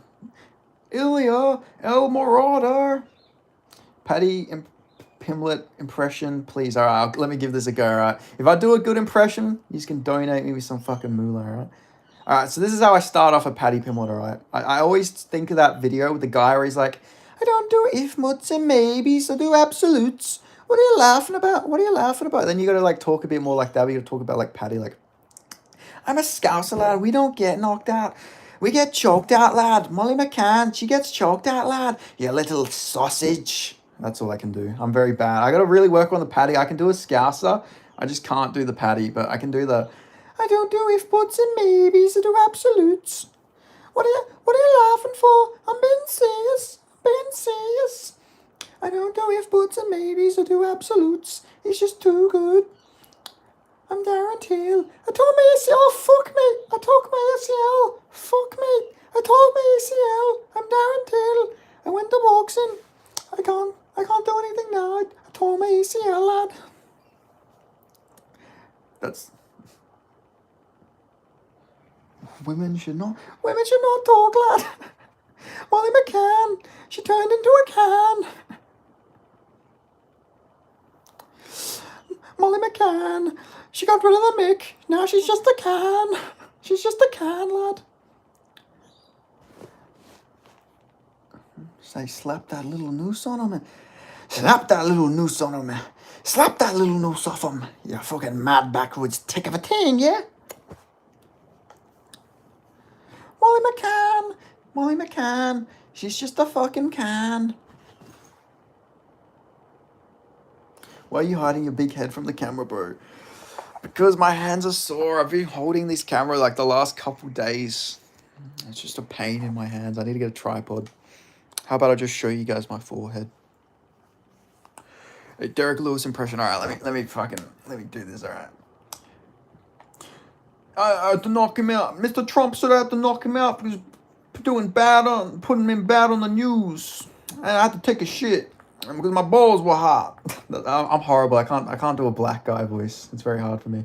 I can do a black guy voice, but I can't do it without it coming off very racially insensitive. You know, and my balls were hot. Like, you know, I can do that. My balls were hot. I had to knock out that Russian motherfucker because he was making him look bad on the news and all that. Like, if I try and do like a Derek Lewis, it's just going to turn into me just doing it like a basic African-American accent, I feel like. Do Conor McGregor. When you're afraid of a smack from the Mac will feel like a double-barrel shotgun, you mad backwoods tick of a tin, yeah? I worked with a Scouser in New Zealand. She had her brother take us back to our campsite after work, and I was hell trying to understand them. I just started walking home. Yeah, I'm like that with Scottish people. Scottish and Scousers are just like, fucking hell. They should just be speaking another language to me. What do you mean you don't understand me, lad? I'm speaking in English. What are you talking about? I'm Scouse, lad. I speak English, lad. Like, what do you mean you don't understand me, you little sausage, you fucking sausage of a thing? You little tick. But yeah, Scousers and the Scots are so hard to understand.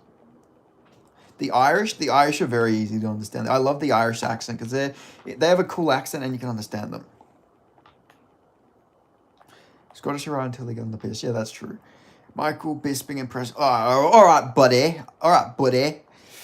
Did you forget I was the champion, buddy? All I can say is buddy. But I can't really talk like Michael Bisping. It's very hard. I got to really work on my English accent.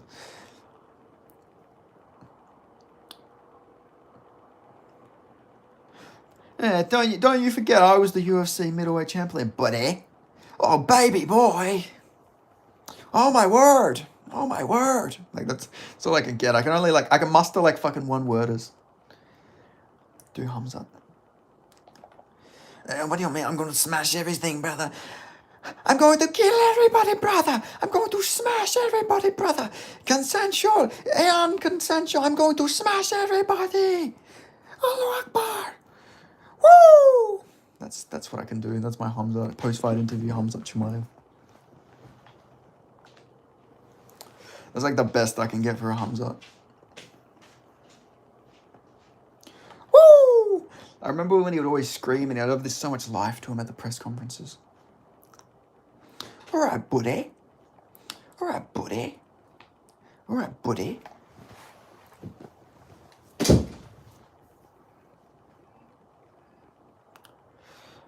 I'm going to smash everybody, brother. Everybody. Every little one can get it. Woo! I remember how hype he was after he beat like the Leech. That shit was fucking hype. He's like screaming, everybody can get it, brother. Woo!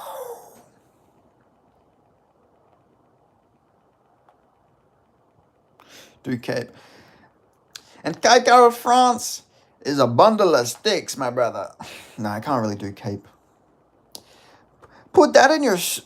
Oh, fuck. Put that in your pipe and smoke it, buddy.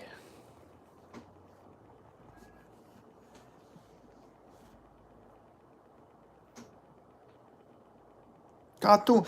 He's playing one of his... He's got to stop with his cartoon porn addiction. Israel Adesanya with his cartoon porn addiction. Hey, sit down. What are you doing? Sit down. Go focus on their cartoon porn addiction. That's my cape. That's the best you can get out of a cape for me. His cartoon porn addiction.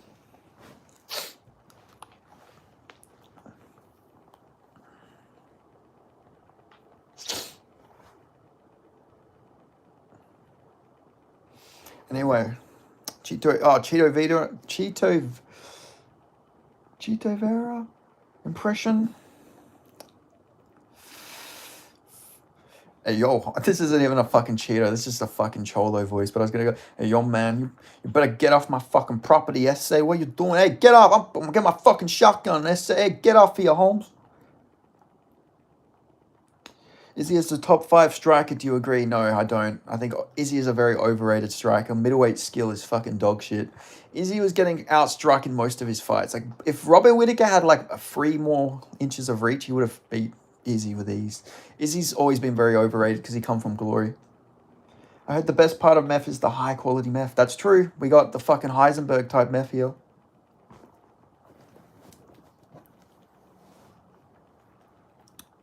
But yeah, if you guys are new, make sure you subscribe. And I'll head off in 5 minutes. So if you want to get some more questions and some predictions or some impressions or anything, just shoot them my way. But yes, meth is apparently the best. Apparently the meth is very high quality and perfect. I wouldn't know personally.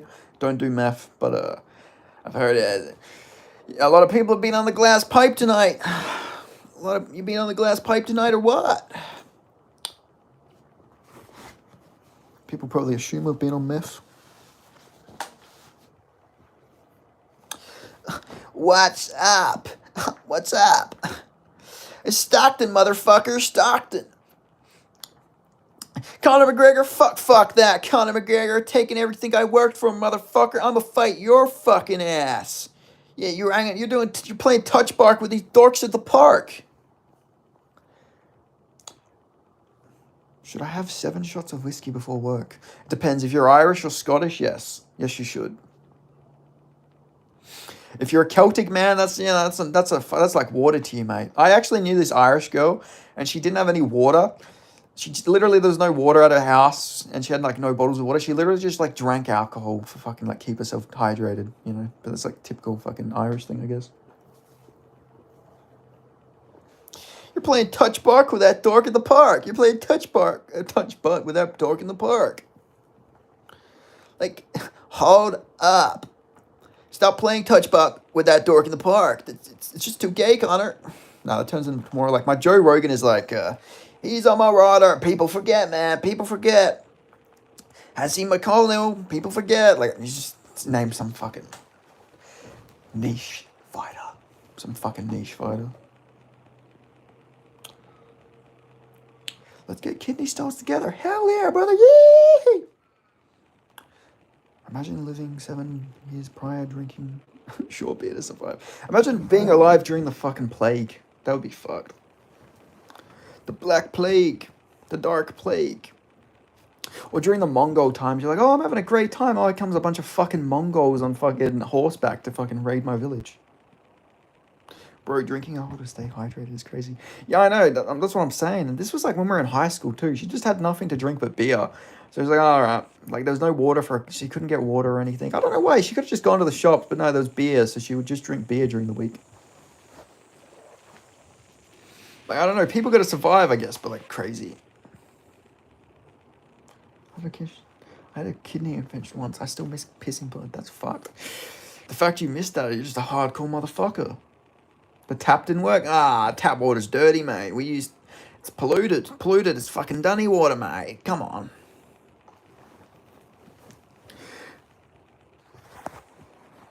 Light beer is essentially water, I guess. Yeah, I don't think it was light beer though. I think she was drinking like fucking like pretty high quality drink. Yeah, bro. If you can, tell me if the spear hunter is cute or not. Who's this? Let me look her up. Or him. The spear.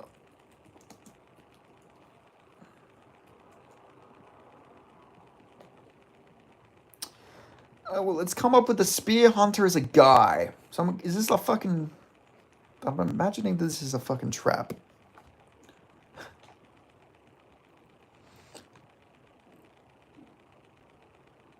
But... it's a cute-looking gentleman, I guess. If that's what you're trying to get out of me, looks like a handsome chap. You could get cheap beer on the streets. For 10 cents AUD, if it was about $2 bowl. Damn, that's crazy. Would you stick it in the spear hunter, Ben? I don't know if would the spear hunter be paying me, like, would the spear hunter be donating to me? I don't know, it depends, man. I'm craving a dono. I'm craving it. If the spear hunter's gonna fucking give me my fix, I don't know. I'll do some fucking crazy stuff for a dono, man. No pay, nah, fuck that. No. I mean, spear hunter might stick it in me. Fuck that, I don't need $10. Fuck that. Fuck that, I'm not sticking in the spear hunter. The spear hunter will fucking stick it in me. $12? Oh, shit, man. Shit, brother. Now you're talking my language. $12? Shit, man. I could get me a fucking Subway fucking order with that. I love me some Subway. Shit. No, but no, I would not fuck the spear hunter. I lost a like. Somebody unliked after I said that. Yeah. Somebody didn't like that. I'm joking. Obviously, no, I would not fuck the spear hunter.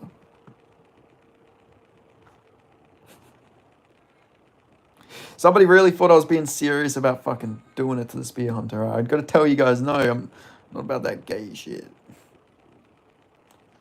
Just have to be intimate for $30. Yeah, I got a like back. Yay. Besides YouTube, what is your job? I am on Centrelink. I'm on the dole. I do writing and stuff like that. I write articles, but I don't really make too much of them yet. Almost forgot to like the stream. Mark Kelly would be ashamed. Hell yeah, we got 18 likes. The gang is growing bigger.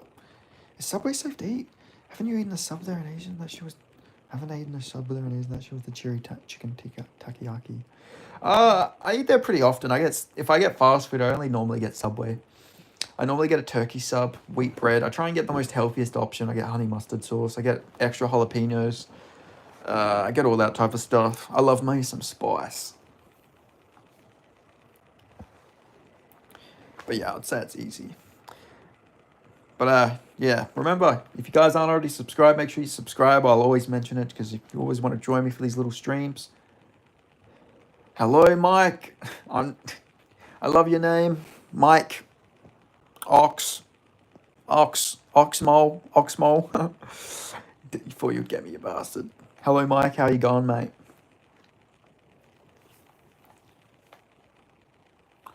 With some chips or baked lays. Shit.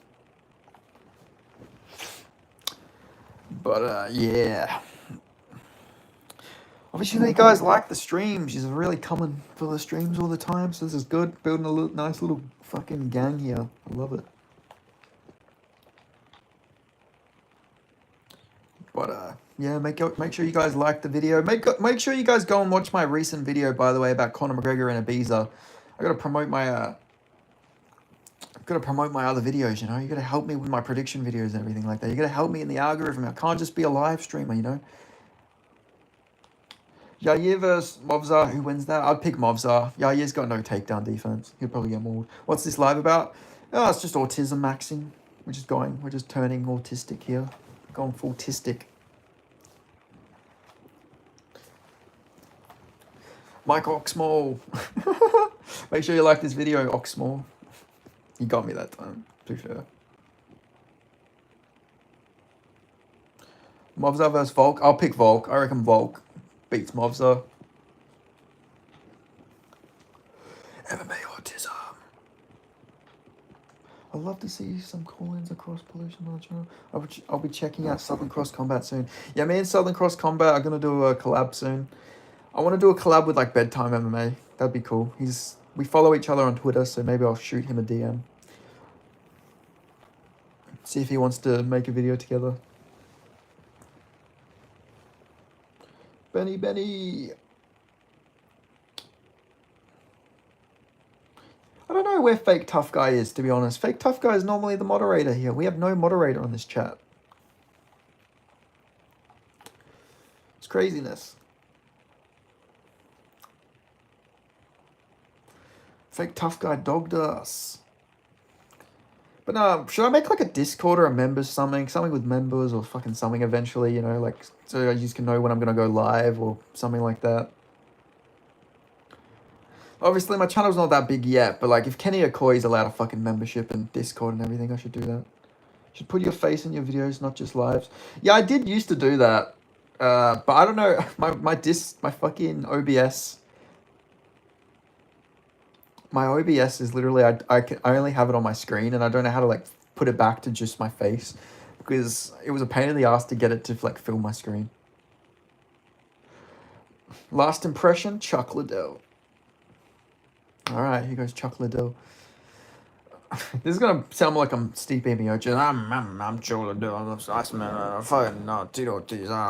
was glad I knocked out Judo Ortiz. I've coming back. I'm Chuck Liddell. That's my Chuck Liddell.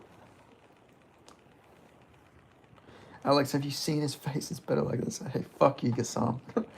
Don't diss my beautiful, beautiful face. I've had a few guys comment they were jacking off to me during these lives, so I think I have quite a good face. Thank you very much, Gassam. I obviously get some gay men off, so, you know. I mean, it'd be better if I was getting girls off, but hey, I'll take the homosexual fucking compliments. Shout out to the gay community. Shout out to all my fans in the gay community. Happy Pride Month, y'all. The difference between my live stream and my actual videos is so fucking funny. Like, it's so much more unhinged. Like, I'm actually very professional with my interviews. And then you just come in here and it's just all autism. I'm gooning right now. See, Chance knows what's up. Chance knows what's up. We're goon maxing here, guys. I'm also very happy the internet didn't fucking crash this time. So that was a fucking relief.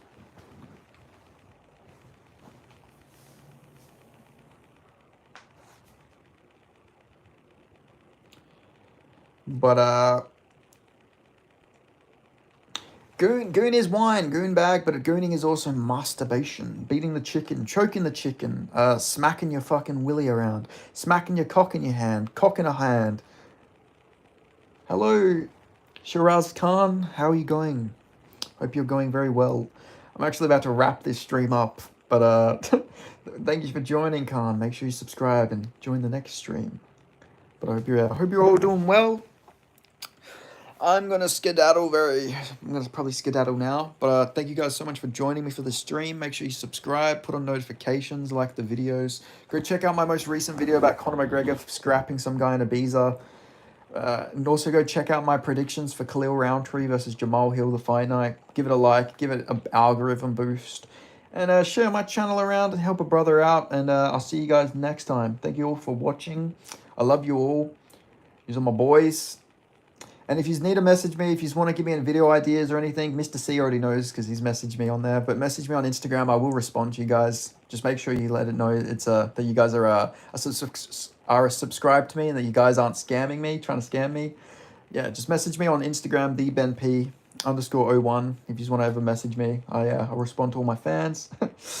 I do sometimes get scammers message me, so just make sure you let me know you subscribe to my channel. And I'll always get back to you guys. But thank you guys so much for watching. I'll see you guys next time. Peace out.